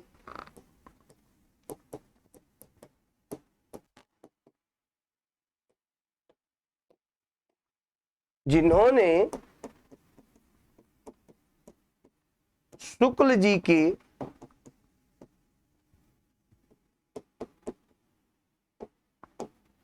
स्थापनाओं और धारणाओं को चुनौती देते हुए, स्थापनाओं और धारणाओं को चुनौती देते हुए उन्हें सबल प्रमाणों के आधार पर खंडन किया। तो जिन्होंने शुक्ल जी के स्थापनाओं और धारणाओं को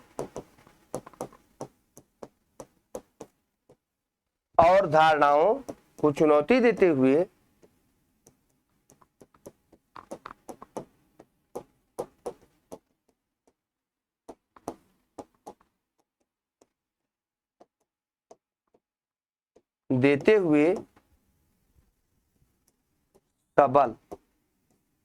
प्रमाणों के आधार पर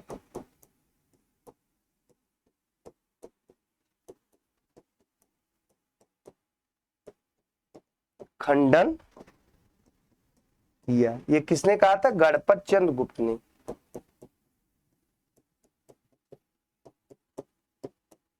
किसके बारे में कहा था? हजारी प्रसाद द्विवेदी के बारे में इन्होंने ये स्टेटमेंट कहा था। ध्यान से समझिएगा, इन्होंने कहा कि प्रमाणों के आधार पर खंडित किया है। कह रहे हजारी प्रसाद द्विवेदी जी पहले व्यक्ति थे जिन्होंने शुक्ल जी के स्थापनाओं और धारणाओं को चुनौती देते हुए सबल प्रमाणों के आधार पर खंडन किया है।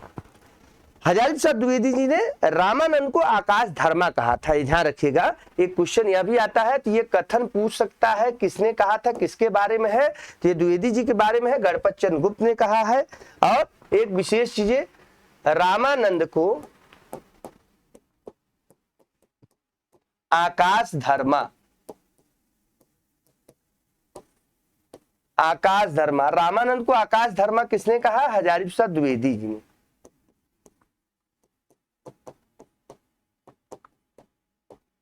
द्विवेदी जी ने कहा है। तो इस टाइप के इसके पार्ट 2 में भी ये चीजें, कुछ ऐसे विचार, ऐसे कथन हमारे दिमाग में रहते हैं और जो आप लोगों को हम देते हैं कि आपको यह चीजें बहुत महत्वपूर्ण लगे और आपके सिलेबस के अकॉर्डिंग मैं पूरी कोशिश करता हूं, क्योंकि द्विवेदी जी एक क्लास में कभी खत्म नहीं होने वाले हैं। इनकी अभी सूर साहित्य थी जो इनकी पहली रचना है, जिसमें जयदेव विद्यापति और चंडीदास और सूर के राधा से इन्होंने कंपैरिजन किया है। उसमें इन्होंने तर्क दिया है दूसरे अध्याय में कि जो तंत्रवाद का स्वरूप, स्त्री का महत्व, वैष्णव का महत्व है, उसको सार्थक दिखाया है। हिंदी साहित्य की भूमिका 1940 से इनको पहली बार खुले रूप में मंच में इनकी प्रसिद्धि मिली थी। हिंदी साहित्य की भूमिका 1940 में कबीर में इनके आलोचक व्यक्तित्व को दिखाया गया था और कालिदास की लालित योजना 1965 में कालिदास के माध्यम से भारतीय सौंदर्य दृष्टि का व्याख्या किया गया। तो सूर साहित्य इनकी पहली रचना थी 1936 में, जिनमें चंडीदास, सूरदास, बिहारी, विद्यापति, ध्यान दीजिए, जयदेव, चंडीदास, विद्यापति, सूरदास की राधा के साथ तुलना की इन्होंने। और इसमें प्रथम अध्याय में इन्होंने क्या कहा कि जो बेबर और गियर्सन और केनेडी ने विचार थे, जैसे भंडारकर जैसे विचार ने ये मानते थे कि जो कृष्ण भक्ति है, जो बाल कृष्ण का स्वरूप है, ये जो बाल कृष्ण की कथा है, वो ईसाइयत की कथा का भारतीय रूप है। इसका उन्होंने पुरजोर खंडन किया था। ध्यान दीजिएगा, द्विवेदी जी ने, ये द्विवेदी जी की बहुत बड़ी उपलब्धि मानी जाती है। सूर साहित्य उनकी पहली रचना 1936 में आई थी, आलोचनात्मक ग्रंथ है।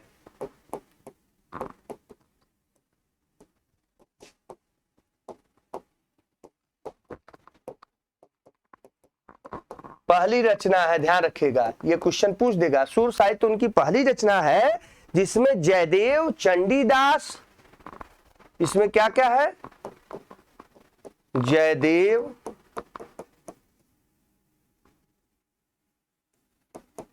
चंडीदास, विद्यापति, सूरदास की राधा से तुलनात्मक अध्ययन किया गया, अध्ययन है। पहला अध्याय में सूर साहित्य में, ध्यान रखिएगा, जयदेव, विद्यापति, चंडीदास और सूरदास की राधा के साथ इन्होंने तुलना किया अपनी राधा। कौन कौन? जयदेव थे, चंडीदास थे, विद्यापति थी, सूरदास थे। इनकी राधा जो थी, इससे इन्होंने तुलनात्मक किया। इनकी राधा ऐसी भावनात्मक राधा नहीं थी। इनकी राधा कह सकते हैं कि कठोर, माने एक व्यक्तित्व के रूप में इन्होंने मानवता का पक्षधर दिखाया, कि जो कि एक आदर्श स्थापित करती थी। प्रेम का उच्चतम स्वरूप राधा के माध्यम से दिया। इनकी जो राधा थी,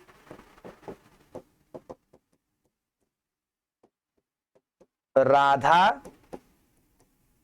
कृष्ण के प्रेम तत्व को उच्च स्थिति में दर्शाया गया। उच्च स्थिति में इन्होंने दर्शाया। अपनी द्विवेदी जी की जो राधा थी, सूर साहित्य में जो जिस राधा को इन्होंने वर्णन किया, उसको, उसमें जो प्रेम तत्व था, ये मित्रों उच्च स्थिति पे इन्होंने अपने आप को दर्शाया था। और दूसरे अध्याय में इन्होंने कहा था कि जो बाल कृष्ण की कथा है, जो कौन कौन मानते थे कि बेबर, कैनेडी और ग्रियर्सन और भंडारकर, सॉरी इसके इसी पे आते हैं,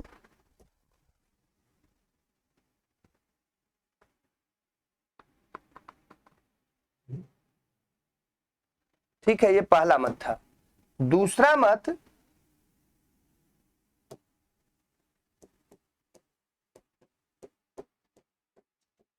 दूसरा अध्याय में इन्होंने क्या किया, बेबर, कैनेडी, बेबर, कैनेडी और इसके साथ और कौन थे, भंडारकर, गियर्सन, इतने लोग कौन कौन थे, बेबर, कैनेडी, भंडारकर। ध्यान से समझ लीजिए, ये लोग क्वेश्चन पूछता है कि बेबर थे, कैनेडी थे, भंडारकर थे और ग्रियर्सन ने जो यह कहा था कि जो बाल कृष्ण कथा है,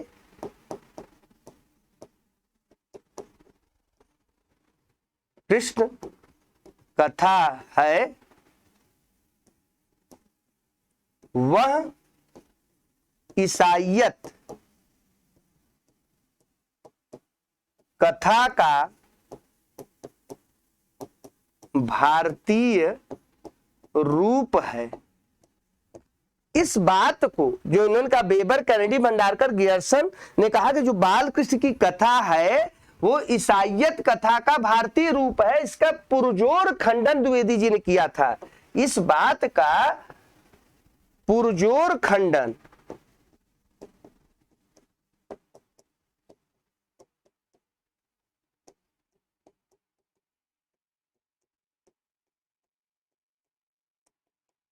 किया है। ये बात ध्यान रखिएगा कि दूसरे अध्याय में इन्होंने सूर साहित्य के दूसरे अध्याय में वेबर, कैनेडी और कौन, वेबर, कैनेडी, ग्रियर्सन और भंडारकर जैसे विद्वानों ने जो ये बात कही थी कि बाल कृष्ण कथा ईसाईयत कथा की भारतीय रूप है, इसका पुरजोर खंडन द्विवेदी जी ने दूसरे अध्याय में किया था। महत्वपूर्ण चीजें हैं सूर साहित्य में, तो ये सब चीजें यहाँ पर ऐसा इन्होंने कहा था।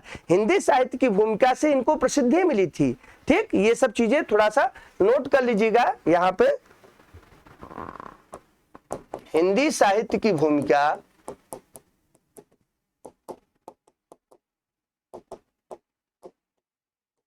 उन्नीस 1940 से इनको सबसे पहले प्रसिद्धि मिली थी।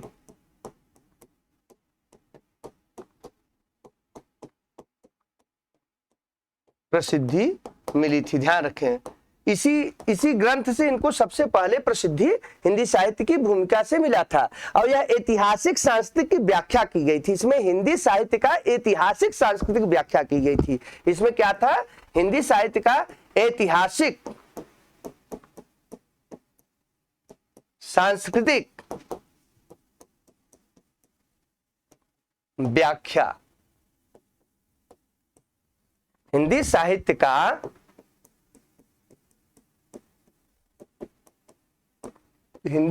का ऐतिहासिक सांस्कृतिक व्याख्या इस ग्रंथ में किया गया है, किया गया। ठीक, ये सब पॉइंट आप लोग ध्यान रखिए। कबीर 1900 जो इनका आया था, जो कबीर 1942 में आया था, वो आलोचकीय व्यक्तित्व को दर्शाता है। कबीर इन्होंने ग्रंथ लिखा था 1942 में। कबीर 1942, कहीं कहीं 41 भी मिलता है। ये आलोचकीय व्यक्तित्व को दर्शाता है। द्विवेदी जी के आलोचकीय व्यक्तित्व को दर्शाता है,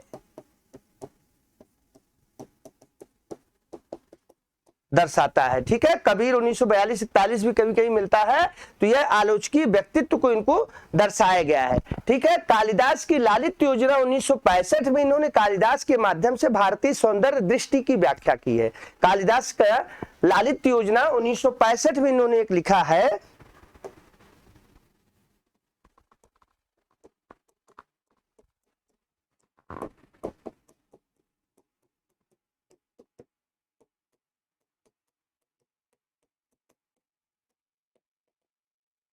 कालिदास के माध्यम से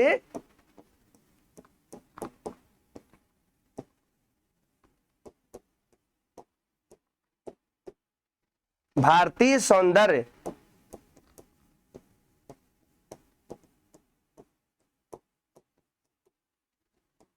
व्याख्या किया है। तो इस तरीके से इनके व्यक्तित्व कृतित्व को कह सकते हैं। कविता को इन्होंने क्या कहा जानते हैं, भाववेग, कल्पना और पद लालित्य को, भावावेग और कल्पना, भावावेग और कल्पना, भावावेग कल्पना जो होती है और पद लालित्य को ये कविता कहते हैं। भाव के आवेग और पद लालित्य को ही ये कविता कहते हैं। द्विवेदी जी क्या कहते हैं, द्विवेदी जी ने कविता की परिभाषा दिया, कविता के लिए इन्होंने एक परिभाषा दिया है। द्विवेदी जी ने क्या बोले हैं कि भावावेग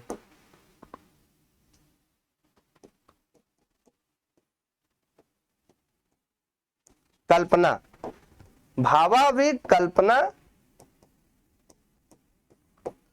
और पद लालित्य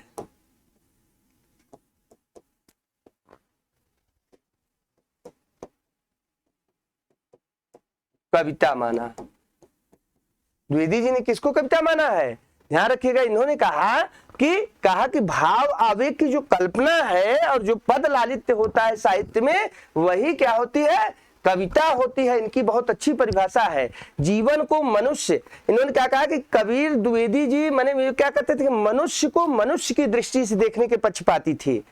हिंदी साहित्य को मानवतावाद की दृष्टि से देखने के बहुत बड़े पक्षधारी थे। हिंदी साहित्य को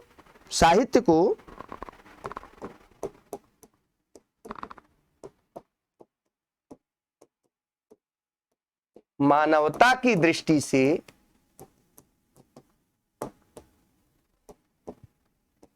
देखने की पक्षधर, प्रबल पक्षधर थे द्विवेदी जी। ये क्या कहते थे कि मानवता ही मुख्य रूप से है। तो यह इनकी चीजें थे। कबीर को ये क्या कहते थे कि वे सिर से पैर तक मस्त मौला, क्या बोले थे? वे सिर से पैर तक मस्त मौला थे, बेपरवाह दृढ़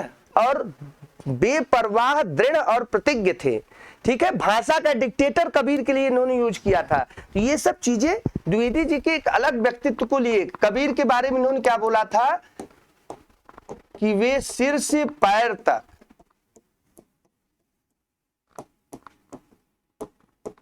मस्त मौला,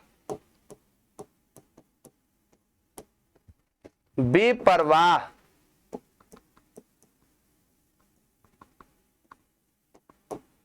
दृढ़ थे। ये कबीर के लिए उन्होंने कहा था कि वे सिर से पैर तक वे मस्त मौला थे, बेपरवाह थे, दृढ़ थे, उग्र थे। क्या थे? दृढ़ थे, उग्र थे। और भाषा का डिक्टेटर किया। वे साधना के क्षेत्र में क्या थे? योग गुरु थे। साधना के क्षेत्र में वो योग गुरु थे और साहित्य के क्षेत्र में भविष्य दृष्टा। साधना के क्षेत्र में वो क्या कहे कि योग गुरु उन्होंने माना। सोचिए द्विवेदी जी कबीर को किस व्यक्तित्व को निकाले थे? तो साधना के क्षेत्र में उग्र,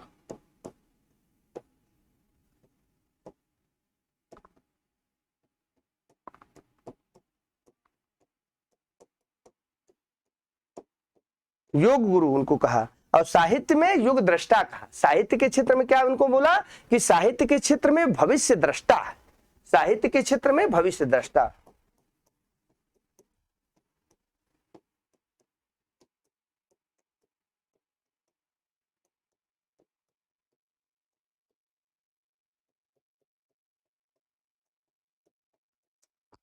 माना। ठीक इस तरीके से उन्होंने कबीर के लिए अपने कथनों को कहा था। भाषा का डिक्टेटर, क्या बोले? भाषा का डिक्टेटर, तानाशाह, डिक्टेटर तानाशाह।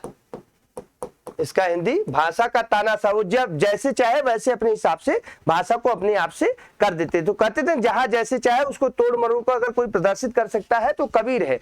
तुलसी के बारे में इन्होंने कहा कि तुलसी बहुत बड़े लोक नायक हैं। तुलसी के लिए इन्होंने कहा कि वो युग की एक बहुत बड़ी लोकनायक के लिए उन्होंने उनका कहा था कि तुलसी के बारे में उन्होंने कहा कि भारत का लोकनायक वही हो सकता है जिसके पास समन्वय की अपार क्षमता हो। भारत का लोकनायक वही हो सकता है जिसके पास समन्वय कर सके, जो तुलसीदास समन्वयकारी और समन्वय की अपार क्षमता हो। माने कि समन्वय कर कई चीजों में एक तारतम्य बनाए, समाज, मनुष्य, साहित्य सब में एक समन्वयकारी दृष्टि रखे। तो तुलसी के बारे में उन्होंने ये कथन कहा था द्विवेदी जी।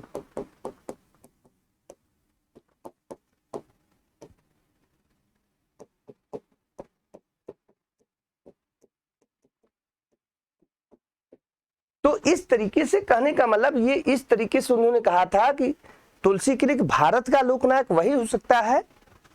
क्या बोला? भारत का लोकनायक वही हो सकता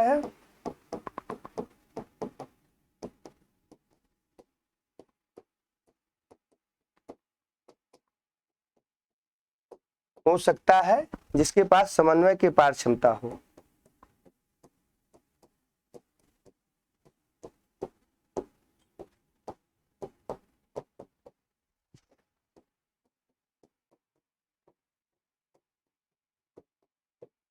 तुलसीदास के लिए।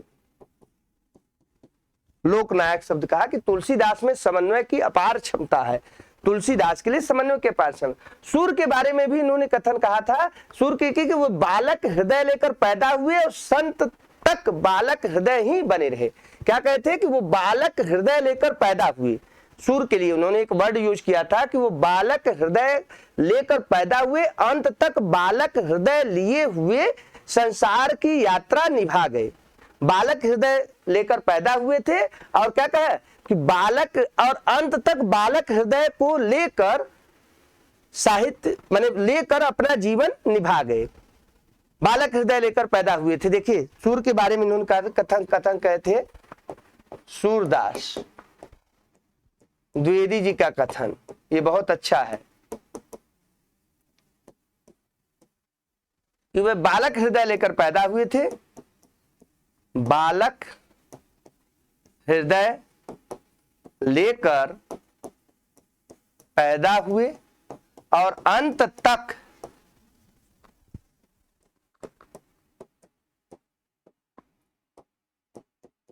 बालक हृदय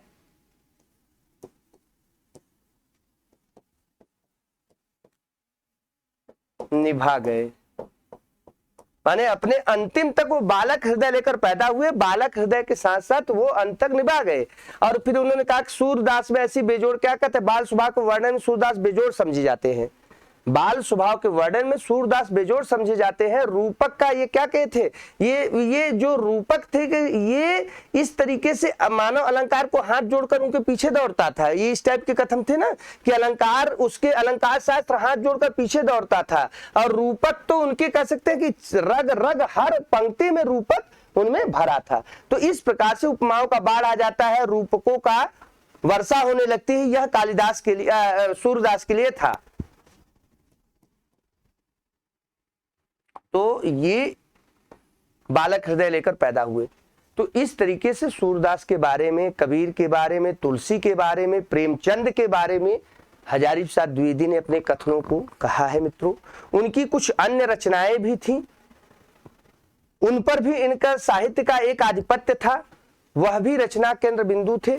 जैसे आलोचना एवं अनुसंधान उनके थे। तो आलोचना एवं अनुसंधान में सूर साहित्य इनका 1936 में था, कबीर 42 में था, ठीक है। नाथ संप्रदाय था 50 में, साहित्य का मर्म 49 में, लालित्य मीमांसा 62 में और साहित्य सहचर 65 में। ये इनके आलोचना एवं अनुसंधान थे, ठीक है। तो कुछ हम लोग चलते चलते बस वो देख लेते हैं कि कौन कौन इनके थे। तो अब इनके हम लोग निबंध देख लिए हैं, इनके आलोचना एवं अनुसंधान लेख देख लेते हैं। आलोचना एवं अनुसंधान,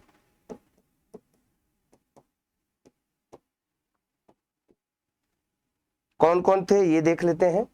तो इसमें थे सबसे पहले सूर साहित्य,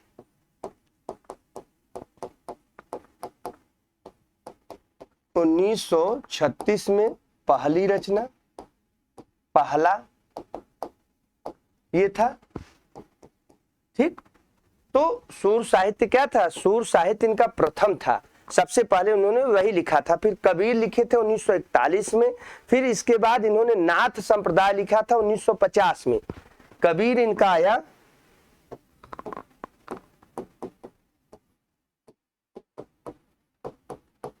41 भी मिलता है। फिर नाथ संप्रदाय, नाथ संप्रदाय 1950 में। तो इस टाइप के इनके कुछ थे जो आप लोग देख सकते हैं कि इनके अनुसंधान में ये थे। साहित्य का मर्म 49 था और लालित्य, साहित्य का मर्म 49 था, लालित्य मीमांसा 1962 थी।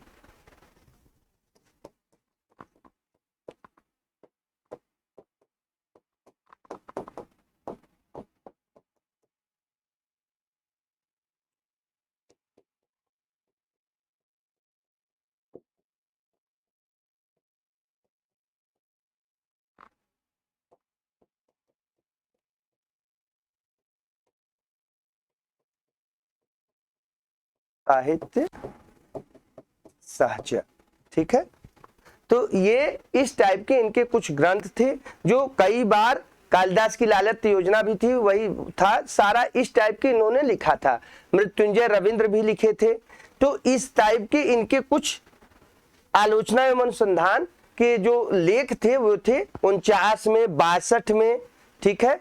उसके बाद 65 में, 49, 62, 65, देखिए 49 में, 1962 में, 1965 में, ठीक है।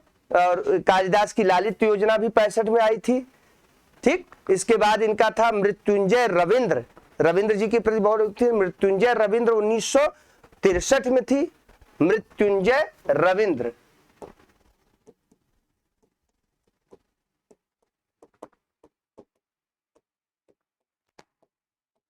उन्नीस सौ तिरसठ में थी कालिदास की लालित्य योजना।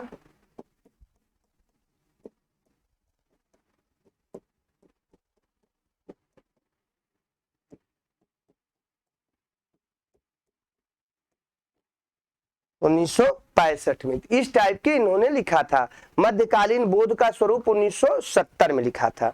मेघदूत एक पुरानी कहानी, मध्यकालीन बोध का स्वरूप 70 में, मध्यकालीन बोध का स्वरूप 70 में लिखे थे।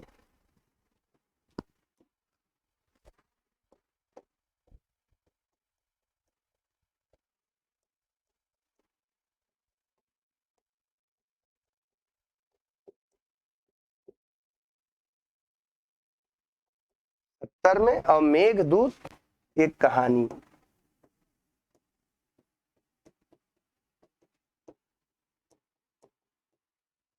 मेघदूत एक कहानी, एक पुरानी कहानी, यह इनकी क्या थी, आलोचना एवं अनुसंधान। मेघदूत एक पुरानी कहानी।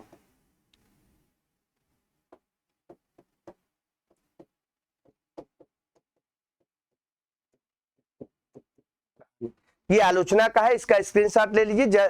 दो चार और इनके पहलू है, उस पर हम लोग चर्चा कर लेते हैं। इसका पार्ट 2 हम जरूर लेके आएंगे मित्रों, यह आप लोग जरूर देखिएगा। पार्ट 2 इसका और बेहतरीन रहेगा। इसके बाद साहित्य इतिहास ग्रंथ कौन कौन से थे। हिंदी साहित्य की भूमिका 1940 में थी, और हिंदी साहित्य का आदिकाल 1952 में था। हिंदी साहित्य का उद्भव और विकास 1953 में था। ये इनके महत्वपूर्ण साहित्य इतिहास ग्रंथ थे।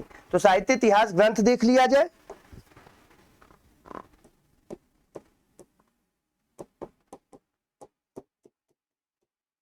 इतिहास ग्रंथ, साहित्य इतिहास ग्रंथ में हिंदी साहित्य की भूमिका,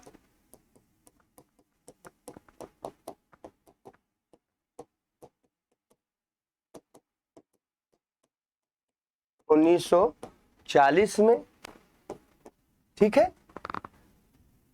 साहित्य इतिहास में वही लिखे थे जो इन्होंने लिखा था। हिंदी साहित्य का आदिकाल 1952 में, फिर उसके बाद हिंदी साहित्य का उद्भव विकास 53 में, यही सब ये लिखे थे। हिंदी साहित्य का आदिकाल, हिंदी साहित्य का आदिकाल 1952 में, हिंदी साहित्य का उद्भव विकास, हिंदी साहित्य का उद्भव और विकास, हिंदी साहित्य का उद्भव और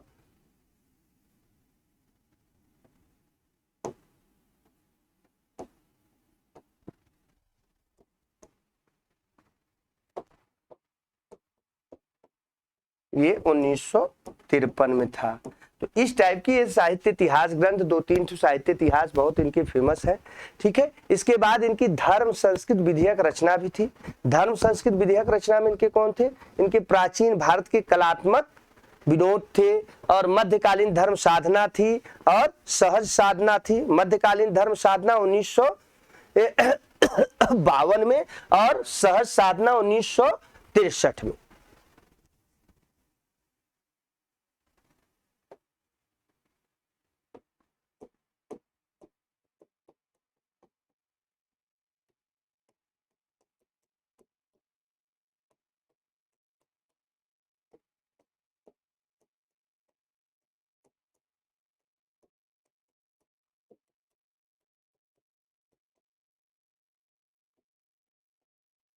इस टाइप के मित्रों इनके जो थे ये ध्यान रखेगा 63 में सहज साधना इनके 63 इस टाइप के जो इनके थे वो क्या थे मित्रों, ये साहित्य ये कह सकते हैं धर्म संस्कृत से संबंधित लेख थे, धर्म संस्कृत से संबंधित ये लेख थे। ठीक है, धर्म संस्कृत से संबंधित लेख, धर्म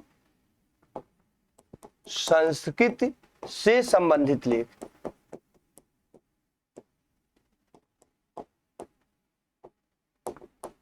संबंधित लेख, ये धर्म संस्कृत से संबंधित लेख थे 1963 में। 1963 में इनका सहज साधना था, 1952 में इनका धर्म साधना था, मध्यकालीन धर्म साधना। ठीक है, उपन्यास इन्होंने लिखे थे 4। उपन्यास में मैं एक व्यापक लेख लेकर परिचर्चा लेकर आऊंगा, लेकिन उपन्यास भी इन्होंने बहुत बेहतरीन उपन्यास लिखे थे, ऐतिहासिकता और सांस्कृतिकता को मेल के रखते हुए इन्होंने लिखे थे। तो इनके उपन्यास आप लोग देख लीजिएगा। बाणभट्ट की आत्मकथा, उस पर हम लोग लिखेंगे, परिचर्चा करेंगे।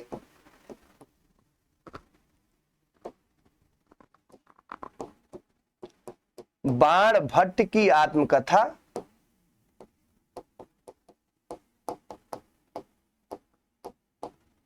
उन्नीस सौ 47 में। चारुचंद्र लेख,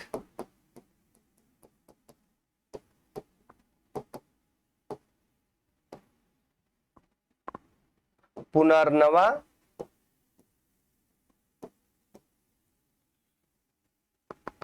और अनाम दास का पोथा। तो ये इनके उपन्यास थे। उपन्यास पे मित्रों मैं जरूर पूरा एक बेहतरीन क्लास लेकर आऊंगा। ठीक है, पूरी की पूरी व्यापक रूप से इस पे हम पूरा एकदम लेख लिखेंगे, पूरा लेकर आएंगे। तो ये आप लोगों को उपन्यास थे अनाम दास का पोथा। ठीक है, इस पे हमारा पार्ट 2 हजारी प्रसाद द्विवेदी भाग 2 मेरा जो क्लास होगा वो इसी पर होगा मित्रों। क्लास मेरा भाग 2 इसी पर होगा। 1947, 1963, 1973, 1976। ठीक है, 47, 63, 73, 76 ये उपन्यास थे। कुछ इन्होंने अनुदित कृतियां भी की थी, जैसे अनुदित कृतियां इनकी थी लाल कनेर, दो बहनें, मेरा बचपन, इनकी अनुदित कृतियां हैं। संपादित भी कुछ किया था। तो इस तरीके से हम जो पार्ट 2 लेकर आएंगे, हजारी प्रसाद द्विवेदी पार्ट 2 क्लास रहेगी, वो मेरा मित्रों इसी पर रहेगा, उपन्यास पे। द्विवेदी जी की जो उपन्यास है, बाणभट्ट की आत्मकथा, चारुचंद्र लेख, पुनर्नवा और अनाम दास की पोथा, इसको बाचपा, ट्रिक इसको याद करने का आप भूलेंगे नहीं, ट्रिक यहाँ लिख सकते हैं, ये आएगा बाचपा, यही इनका क्रम है। बाद से बाणभट्ट की आत्मकथा, चारुचंद्र लेख, पुनर्नवा, आ की मात्रा, अनाम दास का पोथा। बाजपा इससे याद कर सकते हैं, बाजपा से अनाम दास का पोथा, ये इनका क्रम है। क्रम इनका पूछता है। तो इनकी कुछ अनुदित कृतियां थी। अनुदित कृतियां में लाल कनेर था, मेरा बचपन था और दो बहनें थी। लाल कनेर, मेरा बचपन और दो बहनें इनकी अनुदित कृतियां भी थी।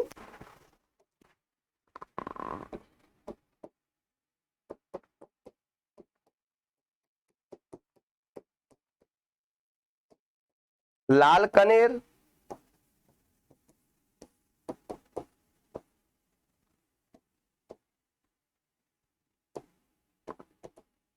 मेरा बचपन,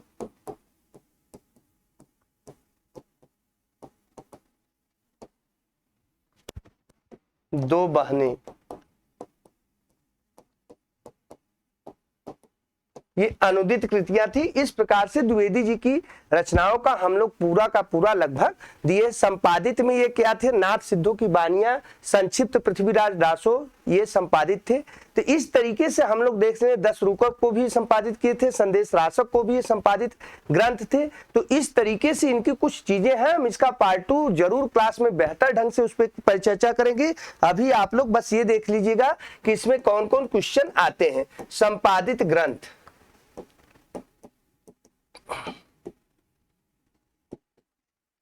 संक्षिप्त पृथ्वीराज रासो,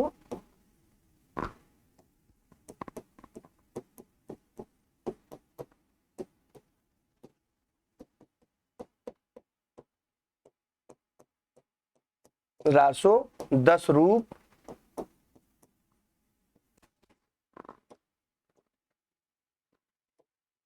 दस रूपक, संदेश राशक। ठीक है, ये इनके क्या थे कि ये संपादित थे, नाथ सिद्धों की बानियां। ठीक है, तो ये इन्होंने संपादित किया था, इसको इन्होंने क्या किया था, संपादित किया था। बाकी मैंने बताया है कि अभिनव भारती ग्रंथमाला, ठीक है, अभिनव भारती माला, विश्व भारती पत्रिका, अभिनव भारती ग्रंथमाला, अभिनव भारती ग्रंथमाला, अभिनव भारती ग्रंथमाला और विश्व भारती पत्रिका,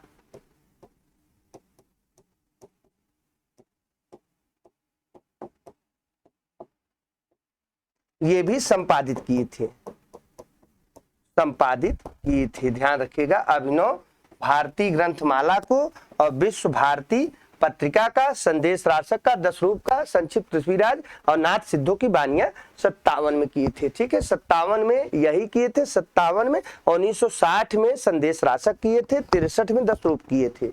1960 में नाथ सिद्धों की बानियां, नाथ सिद्धों की बानियां 1957 में, 1957 में ये दोनों आई थी। 60 में 10 रूपक, इस तरीके से इन्होंने अपने क्या किया था, कुछ चीजों इन्होंने दिया था। ठीक है, 60 में संदेश राशक, 10 रूपक, 63 में, इस तरीके से इन्होंने क्या किया था, संपादित ग्रंथ किए थे। ठीक है, अब इसके बाद महापुरुषों का संस्मरण, सिख गुरुओं का स्मरण, इन्होंने कुछ मृत्युपरांत महापुरुषों का स्मरण, एक ग्रंथ था जो मुकुंद द्विवेदी जी ने, इनका क्या था, संस्मरण ग्रंथ था, महापुरुषों का संस्मरण। महापुरुषों का संस्मरण इनके पुत्र जो थे मुकुंद द्विवेदी जी द्वारा वो हुआ था, उसमें उनका योगदान था। मरणोपरांत महापुरुषों का संस्मरण, ठीक है, और सिख गुरुओं का संस्मरण। ठीक, 1987 में, 1979 में सिख गुरुओं का संस्मरण। तो ये कुछ संस्मरण ग्रंथ थे, ये नोट कर लीजिएगा।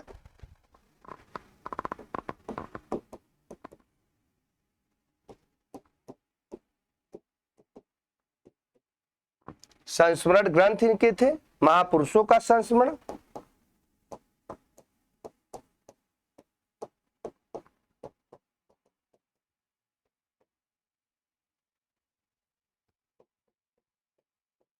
महापुरुषों संस्मरण। ठीक है, महापुरुषों का संस्मरण था। यह 1987 में मरणोपरांत इनके पुत्र, ठीक है, मरणोपरांत इनके पुत्र मुकुंद द्विवेदी जी ने किया था। मुकुंद द्विवेदी जी ने, इसको इनके पुत्र थे। एक जगह मैंने और लिख दिया है, वो शायद मिस हो गया है, इसको आप लोग देख लीजिएगा। वो जो इनकी ग्रंथावली थी वो मुकुंद द्विवेदी जी नहीं किए थे, कहा था, इसको देख लीजिएगा, अभी याद आ गया। इनके ग्रंथ यही संस्मरणात्मक वाले में ये था। ऐतिहासिक ग्रंथ, आलोचनात्मक व्यक्तित्व दर्शाता है, आकाश धर्मा, हजारी प्रसाद द्विवेदी, बच्चन सिंह आइडियाज, ये वाला, ये जो था ये यहाँ पे नहीं होगा मित्रों, ये थोड़ा सा यहाँ मिसप्रिंट हो गया है। ठीक है, मरणोपरांत ये नहीं था, ग्रंथावली इसमें द्विवेदी जी नहीं, मरणोपरांत वही था। ठीक है, बस ये इसमें ध्यान दीजिएगा, ये मिस्टेक रिवर्स हो गया था, माइंड से स्लिप हो गया था, माइंड से स्लिप कर गया था ये पॉइंट। ये हजारी प्रसाद द्विवेदी ग्रंथावली 2 खंड में थी, 11 भाग था, लगभग 200 निबंध संकलित थे, बस ये ध्यान रखिएगा। लेकिन मरणोपरांत जो उनकी रचना आई थी वो महापुरुषों का संस्मरण था, वो मुकुंद द्विवेदी थे 1987 में, और सिख गुरुओं का संस्मरण 1979 में। सिख गुरुओं का संस्मरण,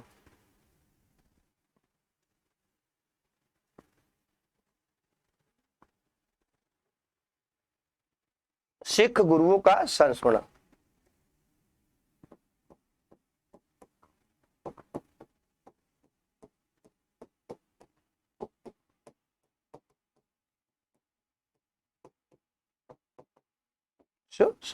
तो इस तरीके से द्विवेदी जी का मैं बार बार आप लोगों से कह रहा हूं कि द्विवेदी जी का, हजारी प्रसाद द्विवेदी का पार्ट 2, हजारी प्रसाद द्विवेदी का मित्रों भाग 2 मैं पूरा उपन्यास पर लेके आऊंगा और उस पे डिटेल पूरा जानकारी रखूंगा, इनके उपन्यासों के कथन, ठीक है, कथन पर और क्या उसमें पात्र हैं, इस पे पूरा परिचर्चा हमारा भाग 2 रहेगा। हमने आज निबंध को फोकस किया, उनकी रचनाओं को, कृतित्व को किया और उनके बारे में कुछ विचारों को रखा। द्विवेदी जी क्या कहते हैं, शुरू से मैंने कहा कि इनका जो व्यक्तित्व था चिन्मुखी मानवता का अन्वेषक, चिन्मुखी मानवता, तो दूसरा लेक्चर मैं इसी पे लेके आऊंगा, तो इनको बस कह सकते हैं चिन्मुखी मानवता के अन्वेषक, चिन्मुखी मानवता का अन्वेषक कहा जाता है। तो यह सत्य बात है, इन्होंने साहित्य को मानव की दृष्टि से, मानवतावाद की दृष्टि से इन्होंने साहित्य को देखने का प्रचलन दिया। मित्रों मैं दूसरे लेक्चर में फिर लेकर आऊंगा उपन्यास। क्लास मेरा थोड़ा सा बड़ा होता है क्योंकि मैं चीजें जब देता हूं तो कोशिश करता हूं कि व्यवस्थित और सुव्यवस्थित सिस्टम से पूरी क्लास दी जाए कि एक क्लास में आपको सारी चीजें मिल गई। क्लास आई थिंक लगभग 1.25 घंटे से ऊपर जा रही है, कोई बात नहीं है, फिर आप लोग बैठ के आराम से देखेंगे। मैं तो चाहता हूं मैं पढ़ने का इतना दीवाना हूं, पढ़ाने का भी इतना दीवाना हूं कि 4-5 घंटे में सोचता हूं पूरा का पूरा क्लास लेके कोई चीज समग्र रूप से दिया जाए। मित्रों तो नेक्स्ट क्लास में मैं फिर कुछ बेहतर इनके उपन्यास को पार्ट 2 पर लेकर आऊंगा। तब तक के लिए जोशीला सत्यप्रकाश को विदा दीजिए और आप लोग टीजीटी पीजीटी पे एंट्री लीजिए 2499 मात्र 2499 में। एंट्री नंबर यही है 8299003391 पर। पूरे ये आप फैकल्टी देख रहे हैं आरबीएस क्लासेस दी परीक्षा गुरु में, आपको बेहतरीन से बेहतरीन क्लास इसी ढंग से मिलेगा, जैसे हिंदी है, मैथ है, अंग्रेजी, सारे के सारे क्लास मित्रों, संस्कृत, ठीक है, जितनी class, geography, economics, English, math, Sanskrit, Hindi, history and politics, सब कुछ बेहतरीन ढंग से आपको प्रोवाइड दी जाएगी। मिलते हैं नेक्स्ट क्लास में कुछ बेहतर लेकर।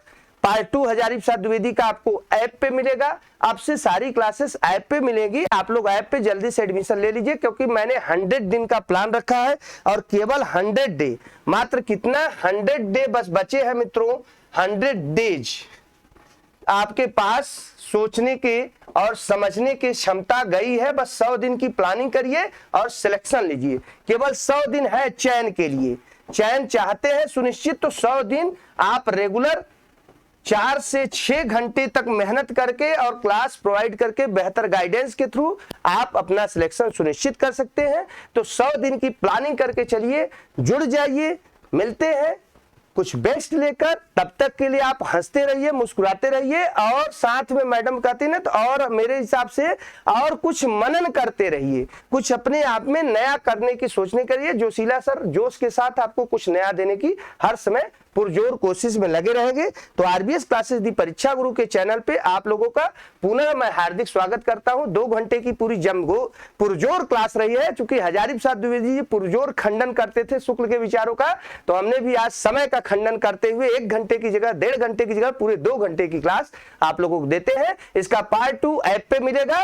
तब तक के लिए मुझे विदा दीजिए। नमस्कार, जय हिंद, जय हिंदी, विजय हिंदी, जिंदाबाद हिंदी, जय हिंद, जय भारत। नमस्कार भैया।